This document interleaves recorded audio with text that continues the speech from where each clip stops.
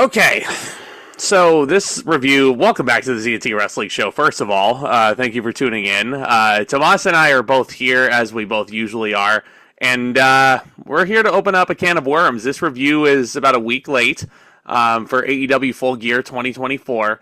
I think it's safe to say that this company is not in the greatest shape that it's ever been. And I think I may be, I think I might be a little bit too generous right now. I'm sorry, I'm a little bit tired right now. I had a long night, but I mean, I'm here. We're gonna do the review, and Tomas, I'm happy that you're here. And are you ready to open up this can of worms?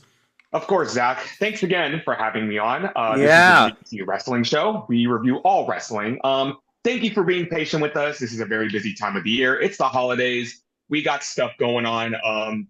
Just as a quick programming note, Survivor Series. We are recording this literally 2 hours before Survivor Series. Yes. This is going to be a week late as well. I am going out of town tomorrow. I'm going to watch the show live, but you won't get our thoughts until another week. So please, and thank you in advance for being patient with us. We love putting content out here, but real life tends to get in the way. And as long as we can put out that content, we love anybody and everyone who decides to tune into the show. Yes. Wow, man. I have been brewing and just waffling on my thoughts of this pay-per-view the last week or so. And I'm torn, man. I'm really torn because was this a good wrestling show? Yes, it was. Totally. A very solid wrestling show. If there is one thing All Elite Wrestling is good at, is putting out good professional wrestling. I have never denied that. I will never deny that. It's where the best wrestle. Yeah, and you guys got to understand that me and Zack are coming from a place as AEW fans. We are fans of All Elite Wrestling. We have both been watching All Elite Wrestling since day one, since that premiere episode of Dynamite. We like AEW. AEW has saved professional wrestling. AEW needs to be around. We like that AEW is around. We want AEW to continue being around. But, I've been listening to so many reviews, so many different perspectives on this, and it made me realize something. I can see good professional wrestling any day of the week. I can watch Raw. I can watch SmackDown. I can watch NXT. I can watch TNA Impact.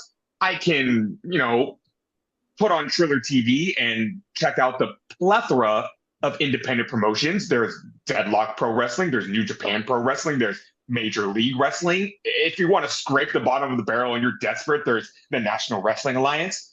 I can go anywhere I want to watch good professional wrestling. But you can't just give good professional wrestling and not have good storylines with it. It's like peanut butter and jelly. Professional wrestling and storytelling is a tale as old as time. It's why we watch professional wrestling. If I didn't care about storylines, I would just watch boxing. I would just watch mixed martial arts. I would just watch UFC if I just wanted to see people beat each other with no stories attached to that. We love pro wrestling because it is literally a soap opera with combat sports. It's why we love it. And here's the thing about AEW. Let's rewind all the way back to the year of 2019. And I am probably one of the worst mental health periods of my life. And I've noticed about myself when it comes to my mental health is that no matter how bad things are going in life, I can always lean on pro wrestling. There's always pro wrestling for me to be that escape from reality of my own mind into that world. WWE was literally feeding us dog shit from a spoon. And it got so bad that I couldn't even rely on WWE to distract me from real life. It was so bad that Zack remembers I was not watching Raw and SmackDown on the weekly. I would tune into the pay-per-views just to keep myself in tune with the product. Mm-hmm. But I was not a WWE fan. And it killed me inside because I always stuck with WWE no matter how bad it was. And the fact that it was so bad that I couldn't even bring myself to watch Raw and SmackDown, that's bad. There was two things keeping me as a wrestling fan. Number one was NXT, the best damn thing going in wrestling right now. And number two, on the horizon, I knew that Cody Rhodes, the Young Bucks, Hangman Adam Page, Chris Jericho, and Kenny Omega were bringing up this promotion called All Elite Wrestling. And I was so hyped. I never will forget where I was that night when AEW Dynamite premiered and NXT was running right with it. I sat right in front of the TV, and like a giddy child on Christmas morning, I was thinking, what am I going to watch first? I tuned on NXT. What's their opener? Adam Cole and Matt Riddle for the NXT Championship. With no commercials. With no commercials. I remember that. I finished NXT and loved it. I can't remember what the main was, but I loved it. Immediately switched over to Dynamite. And here I am greeted with a brand new professional wrestling company, brand new production, brand new stage. And I was excited, giddy as a schoolgirl. Their opener, Cody Rhodes versus Sammy Guevara. Banger match. What did the match close out with? Jon Moxley coming out and attacking Kenny Omega. I was thrilled. Here I was watching a brand new professional wrestling company, not only with old faces that I haven't watched in a while, like Jon Moxley, like Cody Rhodes, guys like Kenny Omega and the Bucks and Hangman Adam Page that I have watched here and there, but I was like, holy shit, I can watch Kenny Omega on the weekly? That's awesome. But then on top of that, brand new wrestlers that I had never heard of. MJF, Jack Perry, Private Party, Darby Allin. All guys I have never heard of once in my life. Sammy Guevara. And I was so happy. And that brought me back as a fan. So the whole meaning of this story is to say, I'm happy AEW is around. I want AEW to be around. I have been a fan of AEW ever since.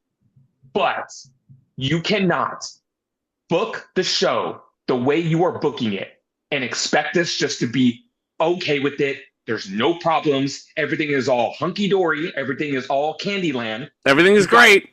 Yeah, exactly. You guys got guys like Omega and Tony Storm saying AEW is perfectly fine. That's a load of bullshit.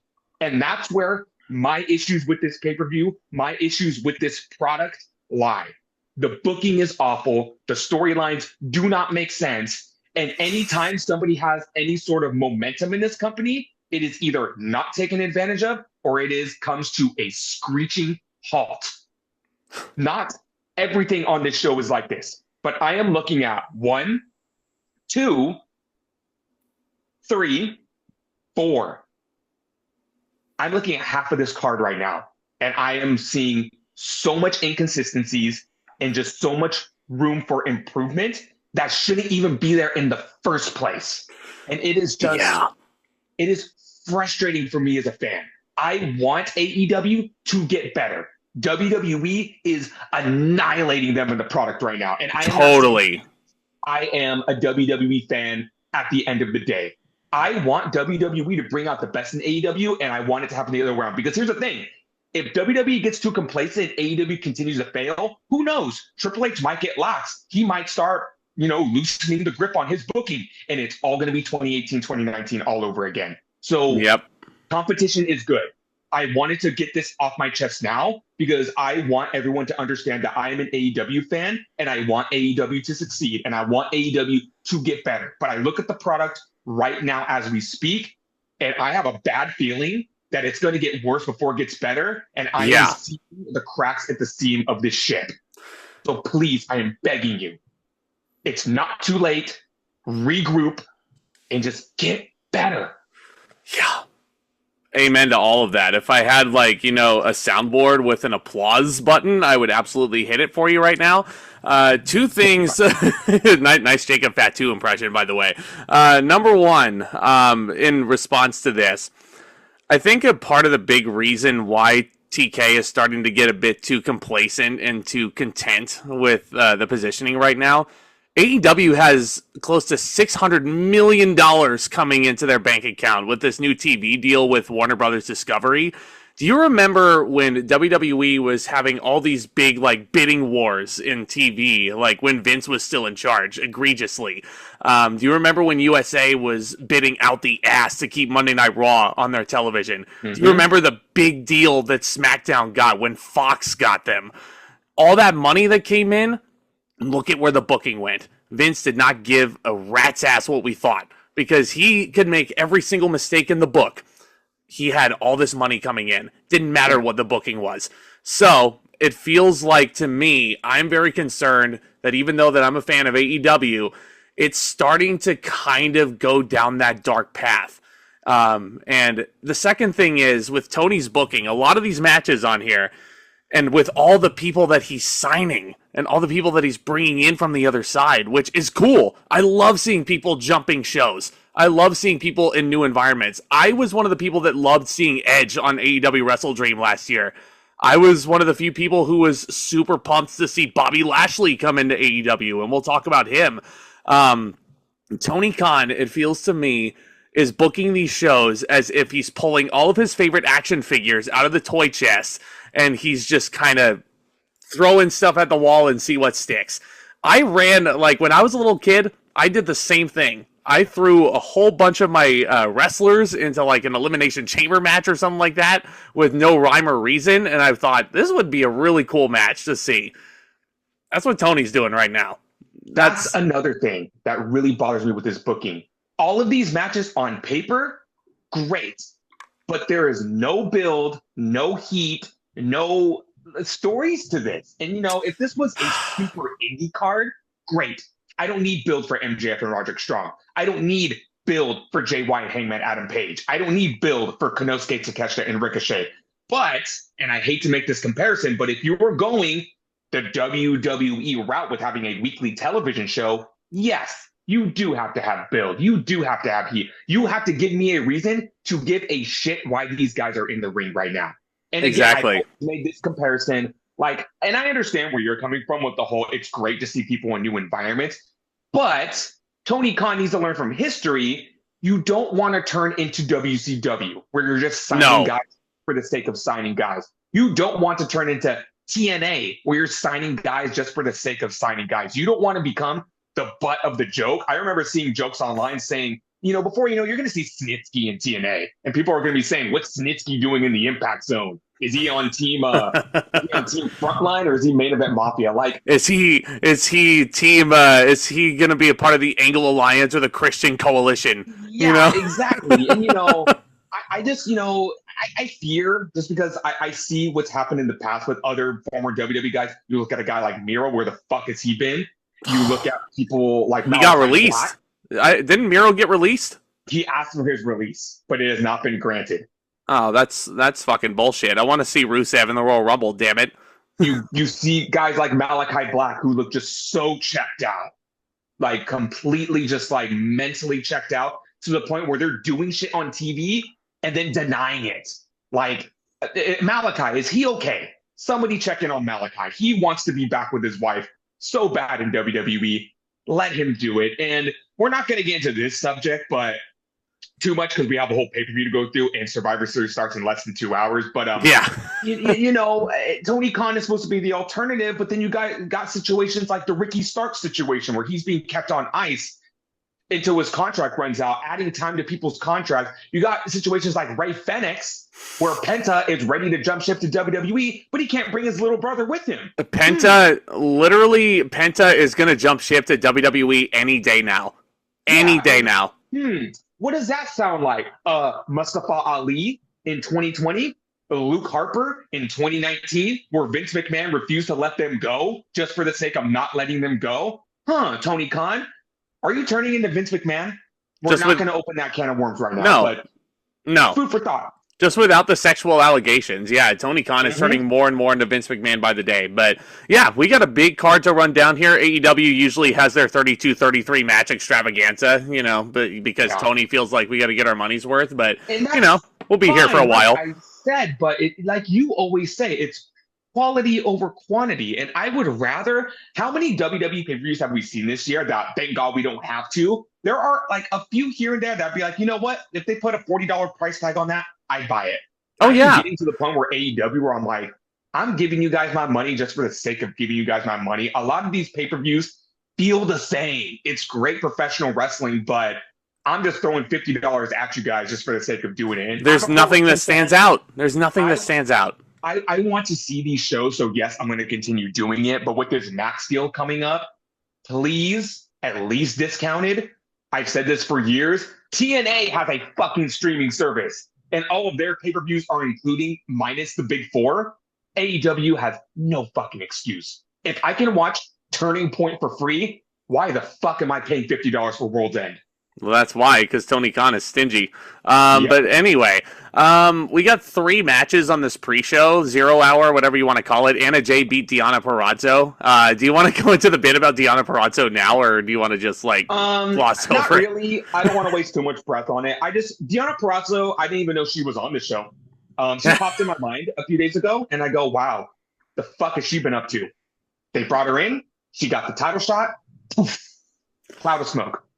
Literally how Tony books a lot of the ex-WWE people coming in. You go from not even an ex-WWE person. Deonna Purrazzo just came off of being the Knockouts champion in TNT. Oh, yeah, no, that's right. That's right. I mixed her up with somebody else. Yeah. You're good. Over a fucking year, over to AEW, you get your big title shot, poof into thin air. It's sickening. But, I like Anna Jay. She just got a women's championship match. But I doubt it's not Anna Jay's fault. I doubt Tony Khan, because Anna Jay's a sweetheart. We met her at WrestleCon last year. I wish nothing but the best for her, but I don't trust Tony Khan, especially with women's booking. Holy fucking shit! Here's a match that I didn't think was going to bring out concerns for me, but it did. In a fatal 4-way match, we have Buddy Matthews, Dante Martin of Top Flight, Commander, and the Beast Mortos. I will admit, I was watching this match while playing PS5 at the same time, so I wasn't really paying attention to it. Go on, Zack. This is exactly what I'm talking about. All 4 of those wrestlers on their own, really freaking phenomenal. Buddy Matthews is one of the most underrated and most talented performers in the entire industry right now, and he is doing jack squat.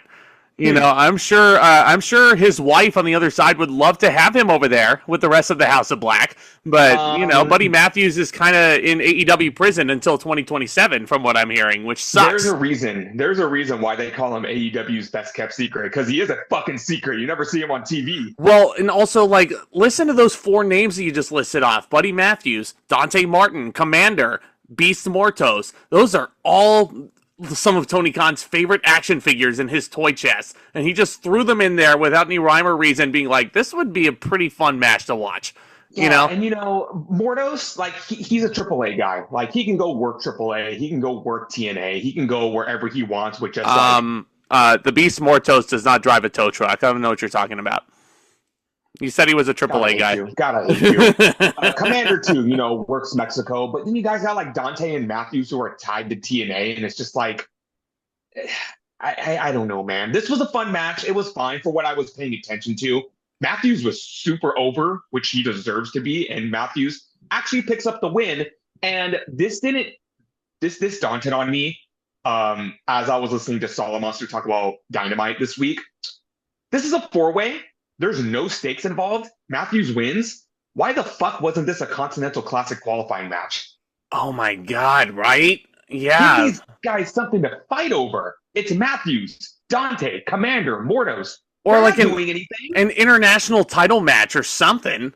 You got 500 fucking titles in AEW. Let them fight for one of them. A TNT title shot? Yeah. I would love to see Matthews and Garcia. Oh, spoiler alert. Matthews and Okada. Well, the show's a week old, so we're bearing the lead. Yeah. Matthews and Okada. I'd love to see Matthews and Takeshita. Give us something. Give these guys something to do, please. Oh, jeez. Well, I mean, they're too busy getting some publicity from TikTokers who appeared in the next match. You want to bury this lead? Yeah, no, I know you wanted to talk about it. This is the least of my worries when it comes to AEW. And I will admit, I came in with so many more bullets in the chamber when it came to this. But I'm actually going to be a lot more reserved and save my energy for the rest of the show.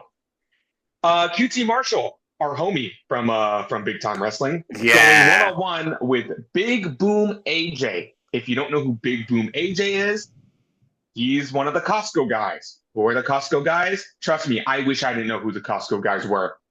They're TikTokers. They go to Costco. They eat food. And I can't say this without laughing now because Good Mike Work did a hella funny impression of them. And AJ eats the double chunk chocolate cookie. And Greg said, I don't give a fuck about them and their chunk. The chunk.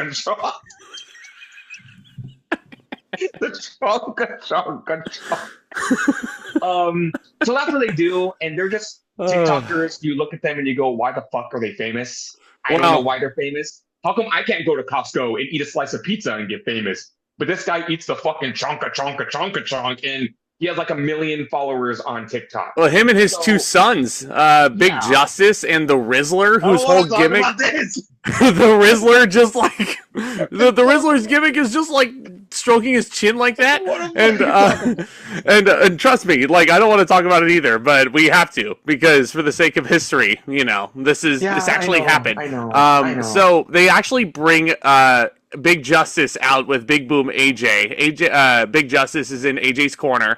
The Rizzler. It's also very important to bring up that AJ isn't just a random dude they brought in for publicity. He used to be a professional wrestler. He did. 20 years ago. He worked the indies, and I will give him credit for this. I'll give him credit for a lot, actually, because like I said, I'm not here to bury this. It's just, it's not for me.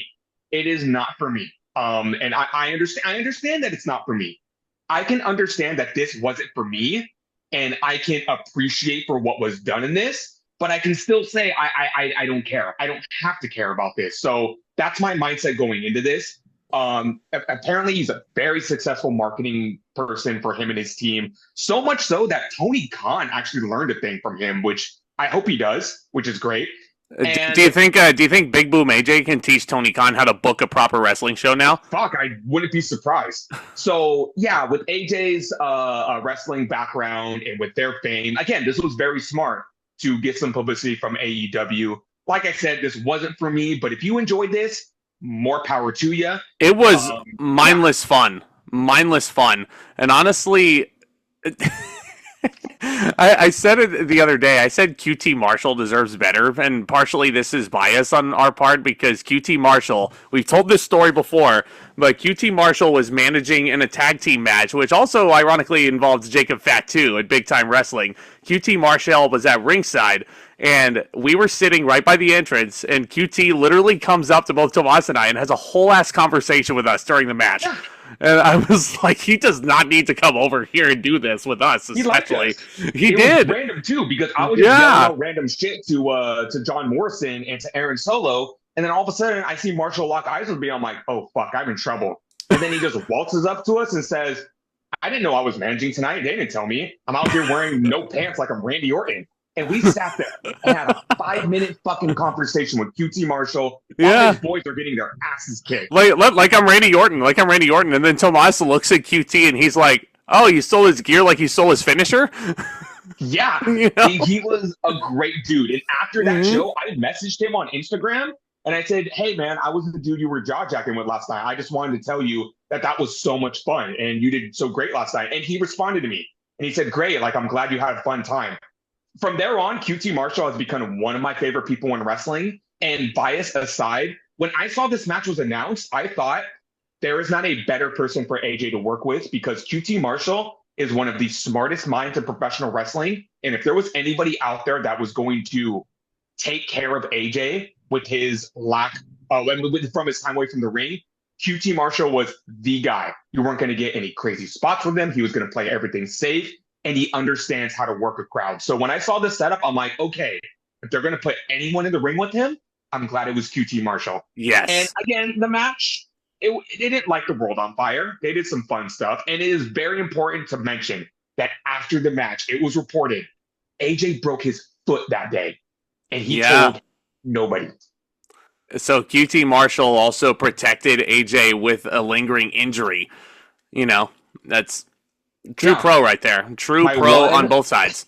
My one legitimate criticism of the match. Here we go. AJ looked so gassed like 5 minutes into the match. Well, I mean, he was the indie wrestler of 2005, and he hasn't worked a match since 2005. So, it's. I mean, of course, he's going to show ring rust if he hasn't done it in 19 years. That's the only thing I noticed. And if there is one thing I'm going to say I don't give a fuck about, it's this Rizzler kid. I get it. Okay, I get it. It's for TikTok. But I look at that and I'm just thinking, I'm an old man and I'm ready to throw myself off a bridge. you stop doing that right now. Literally every time Now. every time the camera would cut to this fucking 8-year-old kid, he was probably one of the most over acts on this entire show. Like, I shit you not. The Rizzler, like, it would cut to him and the crowd would pop mad in the Prudential Center. They were loving a bit of the Rizzler. And I'm sure the Big Show, who was on commentary, was loving a bit of the Rizzler as well. What a world we live in. What a fucking world we live in. But, you know, they do a superplex, which was really cool, again, considering AJ has a broken foot. There's a bunch of interference. And like I said, this was mindless fun. AJ hits what did he call it? The big boom bomb? The power boom. The power boom, thank you. He hits the power boom. QT Marshall puts him over clean as a whistle, as he should. Good publicity for AEW, good publicity for the Costco guys, whatever, move on. It was what it was. It was fine. And you know what was cool? Backstage, all the wrestlers said they were cool as fuck.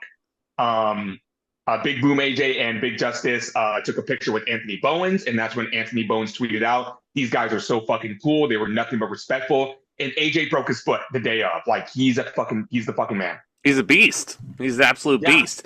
And also, I'm gonna go to Costco and go get myself a chonka now. Save me one, because I'd like to try it. And believe it or not, my friends, Big Boom AJ versus QT Marshall is probably the best built storyline on this show. Which is sad. It is sad. I mean, aside from maybe one match, which in all seriousness, like, you know, yeah, We'll get to it. We'll get to it. But main show here, Prudential Center in Newark, New Jersey. Second time that Full Gear has been held in this arena.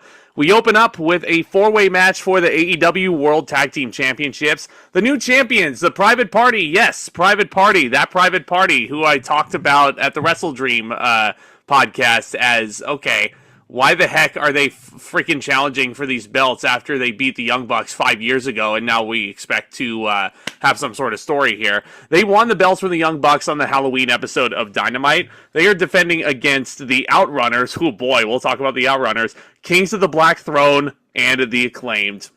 What the heck? A tag team title match with four actual tag teams? My heart was soaring. I know. No other tag teams. No. Wow. Tag team wrestling. What a fucking concept. Let's talk about Private Party's tag team title win real quick, because I went into my whole spiel, my passionate spiel about how much I love Private Party and how this could be good if the story was told right. They went into that Halloween Dynamite with their backs against the wall. You had Stokely Hathaway in their ear saying, well, Isaiah Cassidy, he's the breakout star of this. So if you guys lose, you guys should just break up. And it's crazy how they never went back to the Stokely Hathaway thing. That's just Tony Khan with his terrible storytelling. But they went into that match with the stipulation, if they lose, they're going to split up. And if you remember by history, the last time the Young Bucks retired a tag team, it was SoCal Uncensored, Frankie Kazarian and Christopher Daniels. And I was so nervous because I'm sitting here going, you don't need to break up Private Party. Once you break up Private Party, they're fucking done for. You're never going to see them again. I don't care how great of an athlete Zay is. I don't care how underrated Mark Quinn is. You're not going to see these guys again. And these guys and the Lucha Bros are my favorite tag teams in AEW all time. So I was nervous. No kidding. I watched the match. I was fully expecting Young Bucks to go over. Let me paint the picture for you. I'm sick as a dog. I'm laying on my friend's couch because I'm dog sitting for her. And I saw that finish happen. I somehow mustered up the energy to yell at the top of my lungs of how happy I was that Private Party went over. So that's cool as fuck. Here they go into their first tag team title defense. This match was fun. I enjoyed it. It was good. In a tag team wrestling, which I love. In a vacuum, I thought it was pretty good. You know, again, it's like you have some tag team qualifiers. I wish there was a bit more of a story to this, but regardless, you know, it's still kind of mindless. You know, it's entertaining enough, and everybody's super athletic. Do you want to talk about the Outrunners real quick? Yes, I do, but I want to talk about the Acclaimed first. Oh. Here's the thing. I'm in the dark about all this, so if anybody could please educate me. I tried to do some research, couldn't find anything. Dude. What did Max Caster do to piss everybody off? Because all I'm reading online is Max Caster's a piece of shit. Fuck Max Caster. Like, fire Max Caster. I'm hearing all these things about Caster, and I'm just thinking, what did this guy do? And when Justin Roberts was doing the introductions for this match, they announced the Acclaimed to fucking crickets. And I was astonished. And I immediately text Zack and I go, the Acclaimed is cold. Ice cold. Ice cold. And I should say more, Max Caster is cold because the love is still there for Anthony Bowens, and I feel bad for him. I don't know what happened. I want to say they just lost so much momentum that the fans don't give a shit anymore. But I remember when the place would explode for the Acclaim. All of that babyface, he has left the Acclaimed and has gone to the Outrunners. Oh my God, are these guys over? Truth Magnum and Turbo Floyd, my only criticism about them is not even about them. I wish they were featured on Dynamite more because you have Hot Lightning in a bottle. They have a classic vintage 80s gimmick that everybody's in love with, and they are organically over with the crowd. It's like, yes, I'm going to make this comparison. Stop featuring them on Main Event and feature them on Monday Night Raw. Yeah, exactly. The freaking Outrunners, I honestly don't know if I get their appeal. Actually, while you were doing that, I was listening to you, trust me, but I was also looking up why people hate Max Caster now, and some people are actually theorizing that it's part of a story here, because Max Caster, instead of saying in insert name of town here, everybody loves the Acclaimed, during his rap, I think at one point he said, everyone loves the best wrestler alive. And he has been going that route, and I do see a Caster heel turn, but the execution is just so bad, and that's just the theme of AEW. And nobody's really paying attention to those details unless they're like, looking for bloodline Easter eggs on the other side. And I will also say Max Caster, when Shelton Benjamin was signed to AEW, I think Max Caster quoted a tweet saying, "We don't want him," and I'm like, well, I mean, that's rude. Yeah, that is rude. That is rude. How could you not want Shelton Benjamin on your team? Brody King was the MVP of this match. Yes, he Brody was. King had my favorite spots in there. Number one, Turbo Floyd is going to town on him. He's hitting punches. And then Brody just turns around and fucking wallops him with a clothesline. And that was so fucking cool. And then everybody in the match just starts ganging up on King and starts beating the shit out of him. And that was one part of the match where I'm like, this is smart. Brody's the biggest guy in the ring. Of course you want to gang up on him.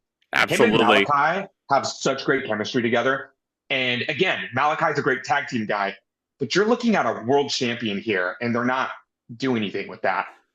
I love the Kings of the Black Throne. I love House of Black, but Malachi can be the leader of this faction and do other stuff too. I don't know if he's just spinning his wheels until the deal is up, and he's just like, you know what, man, you missed the boat with me. That ship sailed long ago. So you know what? Let me team with my buddies until my contract is up, and I'm fucking out of here. Do you remember back in 2018, NXT TakeOver Philadelphia, when Malachi Black and Adam Cole had an Extreme Rules match and they fucking tore the house down? Hell yeah, I do. They had a random ass match on Dynamite in the build up to Adam Cole presumably going up against MJF at this show, but that didn't happen either. Adam Cole beats Malachi Black clean as a whistle after kicking out of the Black Mass kick. And Adam Cole is putting over Malachi in a babyface promo. Malachi hugs Adam Cole after the match, and I'm like, he's fucking done. Malachi wants fucking out, and like, if nobody sees this, excuse me. If nobody sees this, like, come on, man. like you're either blind, deaf, or just dumb. I would be right there agreeing with you, but literally the next day, Malachi went on X and he denied everything. He said, no, I'm not going anywhere. I don't know what you guys are talking about. That's why I'm just like, Malachi, you okay, man? You're doing some weird shit and it's not making sense unless he's trying to be subtle and he doesn't want to get in the doghouse with Tony Khan. Yeah. That's my only theory. But right after they gang up on Brody King, they hit Shiver Me Timbers onto Brody King, which again, Bowens is still over with the crowd. The scissoring is still over with the crowd. But yeah, those are some really fun spots in the match. I had fun with this. I thought this was a fun opener. I thought it was too. Caster was booed by this crowd, man. Every time Caster tagged in, the crowd did not want to see him. They were chanting "fuck you, Caster" at him. Every time Bowens was tagged in, they would cheer out of their minds. I think it pains me to say it. The Acclaimed is one of my favorite tag teams in AEW and in recent years. It's time for a split. At this point, like, Max Caster should join the Hurt Syndicate at some point and have a family reunion of sorts with Bobby Lashley. And then he can just be one of MVP's boys, and Anthony Bowens can go out on his own and do his own thing. They can feud. Oh, do nothing? Bowens, you don't know Bowens that. Will do nothing. Bowens will. I'm not saying that because Bowens is not talented or he won't get over enough. It's because Tony Khan won't fucking do anything with him, and that's just the sad truth. Which sucks.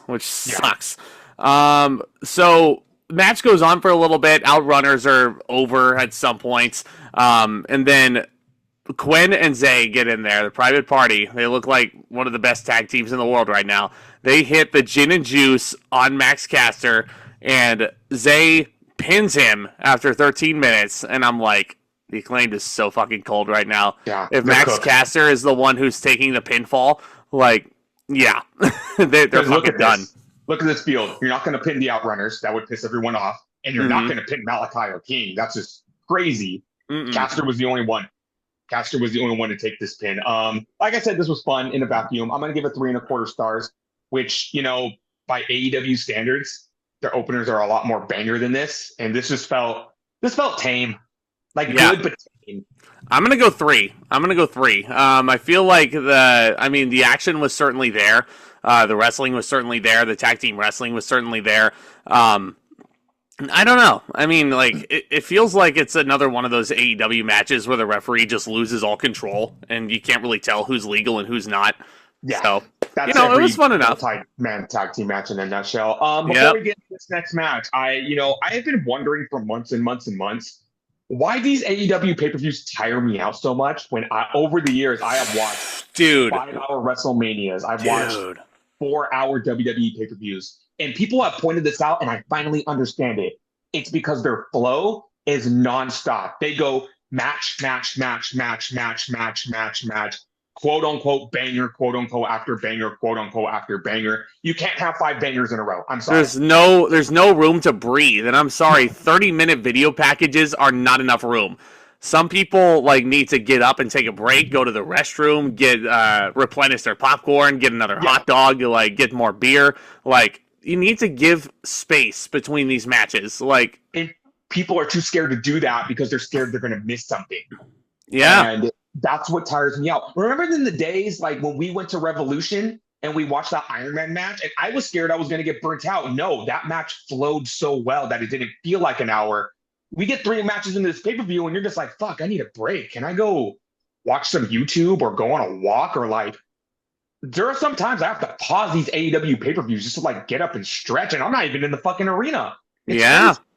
Yeah, it really is. But this next match kind of made you want to take a break, didn't it? It shouldn't even be on this card. I'm going to say it right now. Fuck this story. I'm so over this fucking story. And I was very reserved on my opinions about it because, number one, I was willing to give it a chance to see where they'd go with it. But as of this match, this storyline makes no fucking sense. And I am ready for them to just put this angle out of its fucking misery. We are going in a year and a half with this build. And I'm so over it. It's Maxwell Jacob Friedman versus Roderick Strong. So, how do we get here? So, in the most sensible storyline of all time, MJF is now a heel and Adam Cole is a babyface. Wow, at World's End, Adam Cole turned on MJF, but Adam Cole's a good guy now. We're just supposed to accept that after some bullshit. MJF is back to his old tricks again, and he, when I say that, I mean MJF in past feuds with CM Punk, with Cody Rhodes. He puts them through challenges to earn the right to face him at a pay-per-view, which, as a heel, is smart.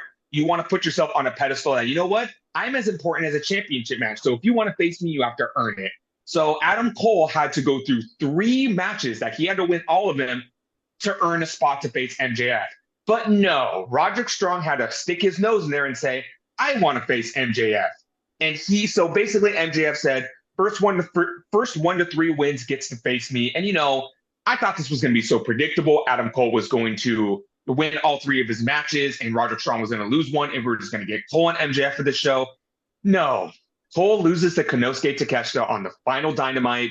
Strong wins his match, so we get Strong and MJF. And I'm just sitting here going, who the fuck asked for this match? And again, I didn't. Nothing against MJF, and this is certainly nothing against Roderick Strong, because Roderick Strong is one of the most underrated wrestlers of all time. But there is no story here. Roderick Strong went from being a whiny fucking bitch sitting in his wheelchair with the neck brace yelling, Adam, Adam, Adam. And now he's supposed to be the valiant babyface that's fighting for his friend? Since fucking when? So they pivot to this very cheap build where MJF brings up the fact that growing up, Roderick Strong had to witness his mother shoot his father. And, that's just MJF garnering the cheap heat, but that's all this is based off of. Well, and that build, that build literally came at the pay-per-view, right? Because MJF rolls out of the ring and he cuts a promo and he's like, yeah, no, you had to watch your mother shoot your own daddy. Like, he briefly brought it up on one of his video packages because MJF was not on TV at all for this build. He's off filming Happy Gilmore 2. And all of his build was just built through these promo videos.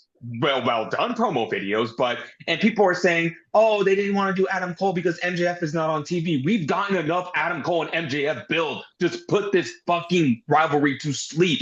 I do not care anymore. I do not need any more build. Just give us the match and let us move on with our fucking lives. Just let Adam Cole beat MJF at World's End and let's just move the fuck on. Please. That was my thing with this match. It was a decent match, but no build, no heat. And I told this to Zack. You want to do MJF and Roderick Strong?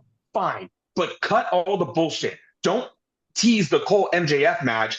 And you know what? Just write Cole off TV or have Cole go to challenge MJF and Strong can come in and cut a passionate promo saying, look, Adam, I understand you need to fight MJF, but I need to fight him more because he had us all for fools last year. And I need to prove to myself that I can beat this motherfucker. So please, I am begging you, let me have the first crack at MJF. Get fucking creative with it. Get fucking creative like with Crash TV or something. Like have MJF have an assailant run Adam Cole down. Just something. Something. You want Roderick Strong to fight for Adam Cole's honor? Give us a better reason other than, they had to go through matches and Roderick Strong won his matches. Like, enough with the fucking matches. Like, Jesus Christ. So this match was fine. Like, MJF, his heel shtick is good. Roderick Strong, the Messiah of the Backbreaker, was good. But I had zero reason to care about this match. Yeah, Roddy hits an angle slam at some point for a near fall. No, it's an angle slam. Strong with a nice counter out of the Heat Seeker DDT. MJF just mocking Adam Cole throughout the entire match, too, which makes me wish, I wish this was Adam Cole in there. Like no offense to Roddy at all. Like I love Roddy to pieces, but like Strong. This was like wrong place, wrong time for him. Yeah.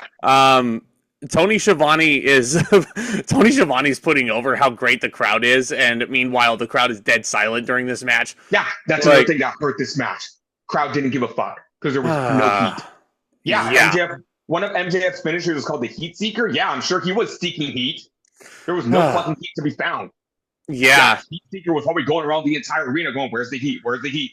And you'll also notice during this show the amount of fucking finisher kickouts and the amount of fucking like finisher, like every single match it appeared had one. Because Roderick Strong hits his end of heartache, MJF gets his foot on the rope, and I'm like, fucking hell. Like, are we gonna put over any finishers in this company? Like that's a problem like in WWE as well. You get so many finisher kickouts and like you gotta like use them sparingly because the crossroads is a perfect example. Like Cody has to hit multiple crossroads to finish the matches usually. Unless it's a TV match, unless he's wrestling Carmelo Hayes, and he can finish it with one. But on pay-per-view, like, again, you got to use those sparingly. There's a reason why they're called finishing maneuvers. Not in a match like this. Yeah. And the finish was so underwhelming. This was it really was. I honestly, I wish this match went a little longer. Like, they never kicked into third gear. 13 minutes. Yeah, I would have tacked on like just a couple more. Let them cook a little longer. Let them kick into third gear. Don't kick out of finishers, but like have some near falls with some really good moves. Like Roderick Strong is called the Messiah of the Backbreaker for a reason. He has a ton of moves in his arsenal that MJF could kick out of. But yeah, the finish was just so underwhelming and it fell flat. And don't get me fucking started about the aftermath of this match. MJF literally just locks in an arm bar and Roderick Strong taps out. Salt of the earth. It's an arm bar though. Like, he beats him. Roderick Strong was beaten convincingly and clean as a whistle. And MJF now brings a steel chair into the ring. He stomps on a chair that was on Roddy's left arm. And now Adam Cole in the Undisputed Kingdom rundown. After MJF Pillmanized Roddy's arm. Like... Well, I saw that and I'm thinking, was Cole just chilling in the back watching the screen? I'm like, was Adam... I'm bloated. Was Chugs? No, was Chugs a little busy on an Uno stream with Xavier Woods? Maybe. Like, Maybe. Come on, man. I'll be like, yeah, man, me and Kofi are fighting right now, and Cole goes, oh fuck. He didn't want that. He didn't want that to happen to him because Xavier and Kofi are like at such odds with each other. That's a fucking amazing storyline going on right now with the New Day. And then the Kingdom runs down, and then Kyle O'Reilly comes out, and I'm like, oh my fucking god, please no, for the love of God, no. Like, we don't need another storyline element introducing this when this is so convoluted enough as it is. And I'm just looking at this, go like, wow, Tony Khan. Obsessed with WWE much? Because you're bringing up this storyline back? Like, O'Reilly shoves Cole, I mean, justifiably so, and tells Cole, this is your fault that Roderick Strong got hurt. And it is Cole's fault that Roderick Strong got hurt. It is, yeah. Unwarranted babyface turn, unwarranted heel turn. It doesn't really make a lot of sense. Honestly, if they just ended it with MJF's return at Double or Nothing at this point, yes, I did say that made Adam Cole look like a fucking chump. And I don't want that for Adam Cole, because I know that Hunter would treat him a lot better, and I know he would make Adam Cole a fucking world champion like he deserves to be. But if they just ended it at Double or Nothing with MJF's return, like, that would have been fine by me at this point in hindsight. Because at least MJF as the babyface convincingly puts down his foe. Like... You can say whatever you want about the build last year, because I know it was very controversial. I liked it. I like the whole build-up despite MJF's cringy babyface run. It's like AEW built this perfect Jenga tower, and they pulled out the wrong block, and the whole thing kept tumbling down, and they kept trying to put it back up, and it's like, you know what, man? Tony Khan, take the fucking L with this feud. Take the L. Yes, it sucks. It sucks that Adam Cole and MJF got hurt. But just like you learned your lesson with the interim championships, sometimes you just need to learn to take the L. Yeah. The world will keep spinning. Your company will keep spinning. You will have plenty of opportunities to catch lightning in a bottle. But it's like something breaks and you try to put it back together and it just breaks even more. Just take the L. Take the L. This match is 3 stars. Yeah, 3 stars tops on this one. I mean, honestly, like, obviously this is going to lead to MJF versus Adam Cole at World's End. Like, a year after the Devil was revealed in that storyline. And it's hopefully it's going to come to a head at World's End, because I'm honestly sick of this feud. I'm ready for Adam Cole to move on to something else. Maybe he challenges Jon Moxley at some point, but, like, there's a lot of challengers. There's a lot of challengers out there right now for the world title, so it's pretty crowded. Considering where we are with this fucking main event scene, it's all hands on deck. You need every single big name gunning for Moxley right now. You do. But again, we will get to that when we get to the main event. Looking at this card, I'm not done complaining. I am not done complaining whatsoever. This next match is great. It is great, but I do have my complaints about it. For the TBS Championship, it is the Russell Wilson of AEW, Mercedes Moné, going up against Kris Statlander. Yes, the Statlander. Why the fuck is Statlander a babyface again? Have we talked about this on this pod? Didn't she just turn fucking heel on Willow Nightingale? Tell us what happened with Statlander. Didn't they just fucking have a Chicago street fight at All Out that fucking stole the show? And, like, Statlander has Stokely Hathaway in her corner, and she's like this reinvigorated version of herself. And now she's babyface. Just out of the fucking blue. Out of the blue. One night she came out on Dynamite, no Stokely Hathaway, came as a babyface to save the day. And I'm just thinking, why? Why would you do? Imagine it's 2020 and you just saw Roman Reigns return with Paul Heyman and win the Universal Championship. Imagine after that Hell in a Cell match with Jey Uso, Roman Reigns just came to the ring and like saved Braun Strowman.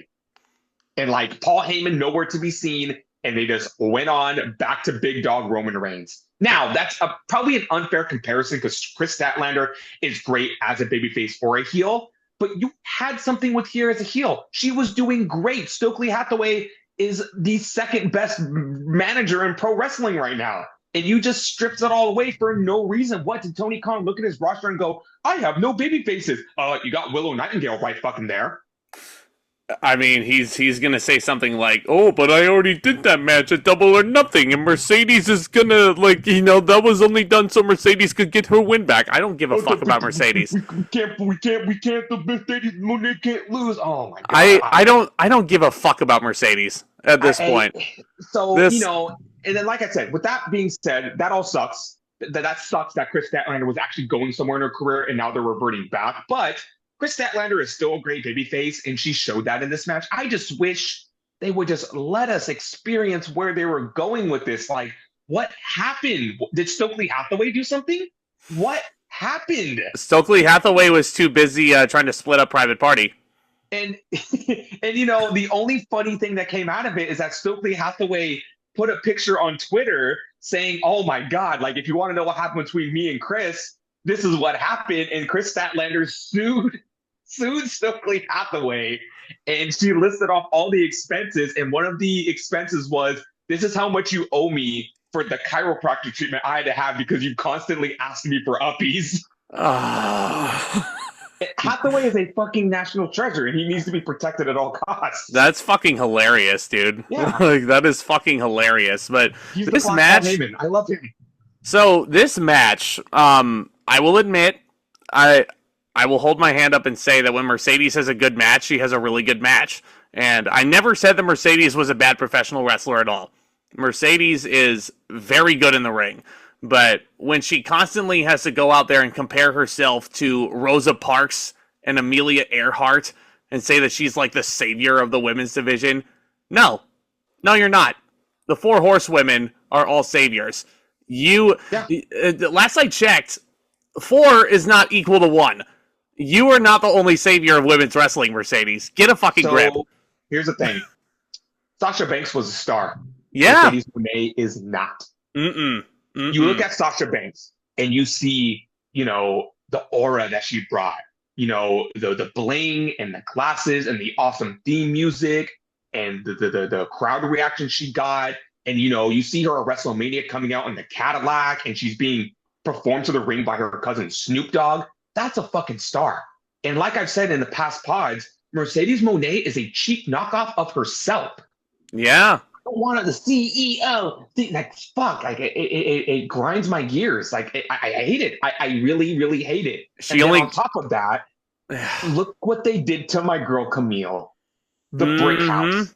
The longest reigning NWA Women's Champion, holding that title for 500 days. She had a path in front of her. Go to NXT or go to AEW, and she chose wrong. She really did choose wrong. Do you want to talk about what happened with Camille and why she wasn't at ringside for this match? Because Mercedes went out there all by herself. So Mercedes Moné never needed a heater. And if you're going to give her a heater... I disagree. Because this heel version of Mercedes, honestly, the idea of having a powerhouse like Camille with her as backup, almost like Diesel was to Shawn Michaels back in the mid-90s, before Diesel was propelled up to the main event, that's an easy way to make Camille a superstar on a national stage.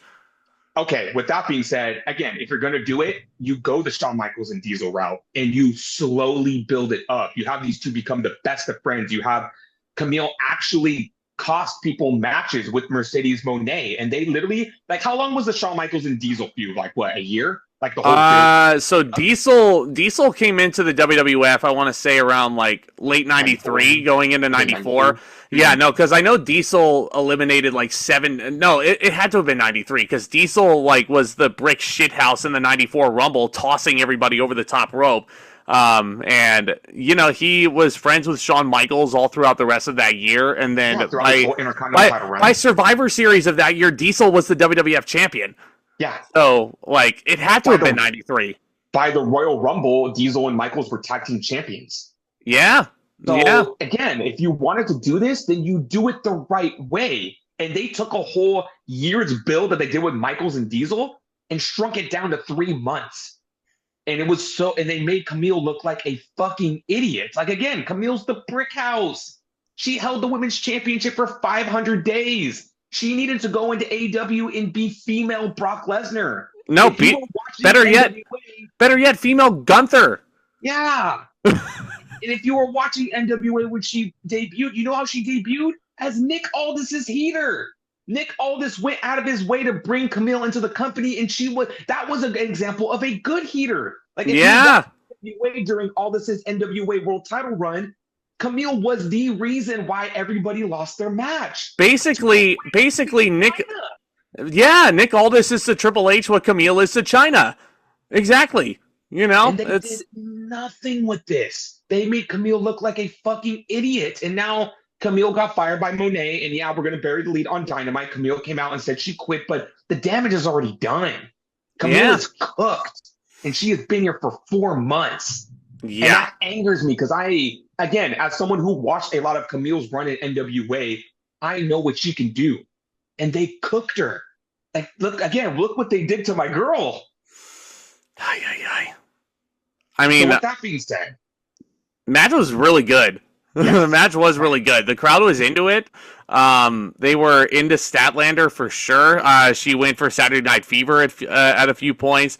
My only complaint about this match, Moné was spamming the Meteora. There's a reason my god, dude! For that move, because it's legit Moné's favorite move in the world. Yeah, where was Michael Cole to pop for that move? Yeah, but Moné did hit a couple of cool ones. Like, she hit a Meteora while Statlander was sitting up on the steel steps. I'm sorry. Please say that in the style of Michael Cole. Meteora! And Solomon made a great point. Who did that hurt more, Statlander or Moné? Because Moné's poor knees, right, banged right into those steel steps. There was a really cool spot where Moné, of course, went for a Meteora, this time off the apron, and she caught, like, Statlander caught her and was about to go for like a power bomb, but then Moné turned it into a spinning head scissors, which is really cool. The teases into Saturday Night Fever were great. There were some great near falls here. It looks like Moné's finally abandoning the Moné Maker, which, thank God. The bank statement. No, the Moné Maker is like that weird fucking spinning gory bomb that she tried to do. Yeah. Never connected. But she went back to the Moné statement, which is, again, it's a cool move. I remember seeing that in NXT. It's a backstabber into a crossface. That's one of the most, like, it's one of the most original finishers I've seen in a long time. You combine two finishers. When's the last time you've seen that? Keep that. That is your move. Keep it. There's no reason to. And you know what's kind of like frustrating? What I've been hearing on, like, other people say is, man, like, the Moné Maker, she only hits a good some of the time. That's your finisher. You should never botch your finisher. And when you do, it better be once every 3 years. If you're constantly botching your finisher, then I'm sorry, it's time for a new fucking finisher. Because to me, you look at finishers like the pedigree, the F5, the attitude adjustment. That is your bread and butter. That is your go-to move to finish a match. So you should be the master of that move.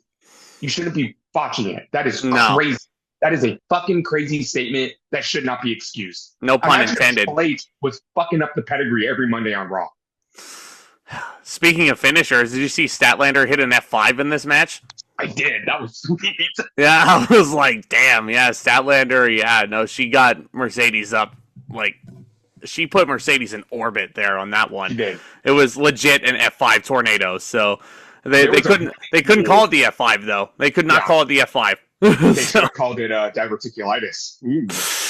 I mean, Kenny Omega's idea. Anyway, cleaner. We hope you're doing well. Come back soon. We missed you.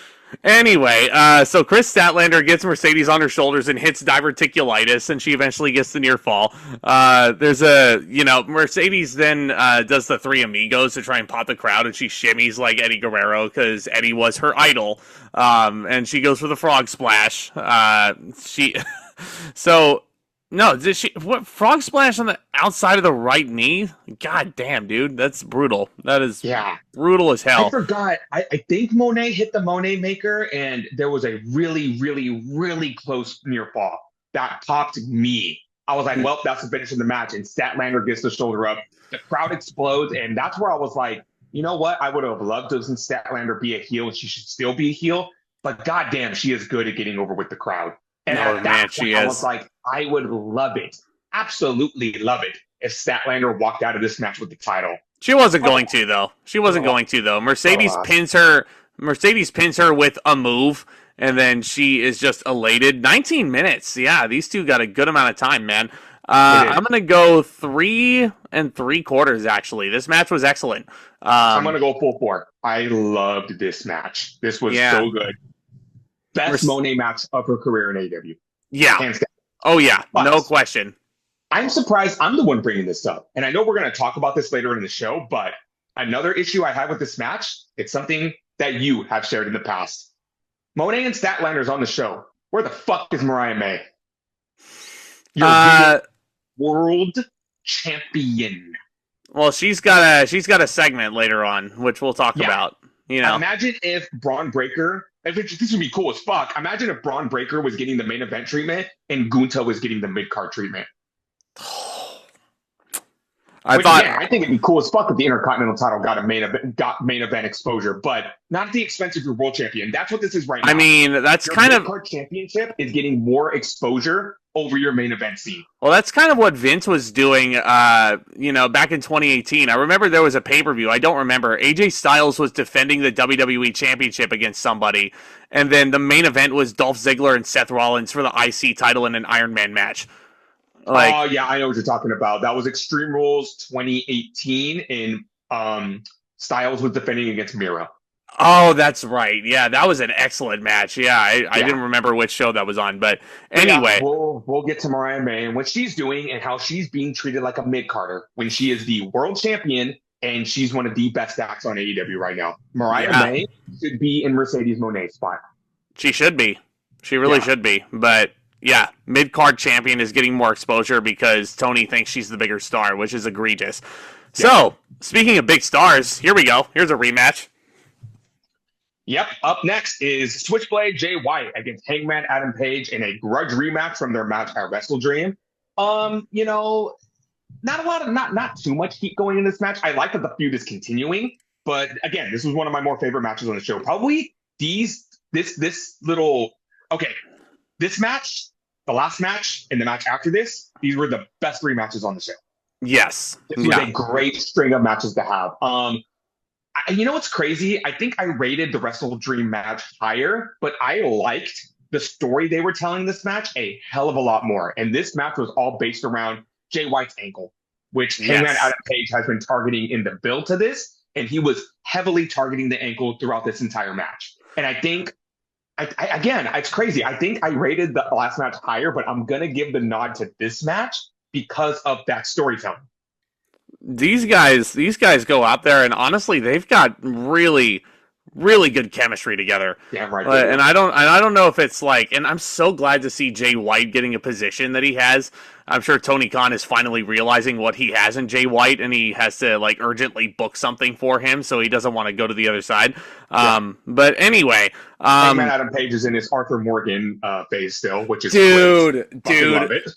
Okay, I want to get to the match, and then I'll discuss the Hangman Page character. But anyway, Page was going for an ankle lock at some point too, which I don't know if I've ever seen Page attempt in another match. But if the target is firmly placed on the Switchblade's ankle, there's no other submission hold you can use on that. Really? I mean, can anybody in the comments think of another one? I can't. Yeah, that's why I love the storytelling in this match. Hangman is going for moves he doesn't go for just to target the ankle of Jay White. And Jay White, he has turned into quite the babyface, hasn't he? Mm-hmm. Again, he just mirrors Hangman Adam Page really well. And like I said, if this was strictly just a super indie card, this should be the main event. And this fell, again, not a whole lot of build going into it and not even a stipulation. But this is one of my more favorite storylines in AEW right now. Bullet Club Gold has become quite an endearing faction, huh? They really have. Where are the ass boys? Where are the ass boys? Where are the ass boys? Yeah. Ass boy. At least we got Rock Hard Juice Robinson here. Why the fuck is that his name? What's so rock hard about Juice? I didn't need to know that he was rock hard. Okay, you keep that shit to yourself. Juice is a liquid. It shouldn't be solid. Unless Robinson, it's a I'm going to say this popsicle. right now. Keep that shit to yourself. We don't need to know that you're rock hard, okay? You're disgusting. Anyway, Adam Page. Who calls himself rock hard? Gross. Hangman Adam Page hits 2 Deadeye slams in a row, and somehow Jay White kicks out. I have a big problem with that, because that's one of Hangman's finishing maneuvers. Another finishing maneuver that's getting freaking shafted. But then... I mean, okay, to be fair, the Deadeye hasn't been Hangman's finisher for a while. His finisher is the buckshot. Yeah, he went for the buckshot. Jay White catches him. Page then switches through, goes for another ankle lock. Jay White then rolls through and then hits him with his Sister Abigail finisher for a 3 count. It's look at the move. Look at how he delivers the move. It's a fucking Sister Blade Abigail Runner, though, which is a cool ass name for a finisher. I don't know. Like, did Jay White ever interact with Bray Wyatt? Like, because I think that's a pretty cool tribute if he... Blade Runner. Anyway. In all seriousness, I love the flow of this finish. Like you said, ankle lock, slip right out, boom, Blade Runner out of nowhere, 1, 2, 3. I was shocked that Switchblade went 2 in a row in this feud, and I was a little, I don't know how I feel about this, but seeing where the story is going, I'm cool with it. It's like Jay White Adam Page's number, and now Adam Page is going to get slowly more and more obsessed, because that's the thing about Adam Page. He is obsessed with destroying his opponents. And I do believe Hangman is going to win the blow-off in this feud, and it's going to make it that much better. Just to see Hangman Adam Page slowly just like, I fucking need to beat Jay White. I cannot continue with my life until I beat this motherfucker. Which tends to be his motive in this. And now that you say that, like, I'm a little less upset about Hangman losing this match, because the thing is, look at his fucking presentation now.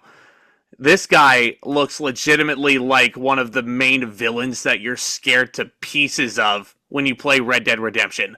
This guy, with his theme music as well, oh my god, and his Titantron, him sitting in front of Swerve's house with a nice little glass of whiskey burning to the ground, he's sitting in front of it, fucking badass.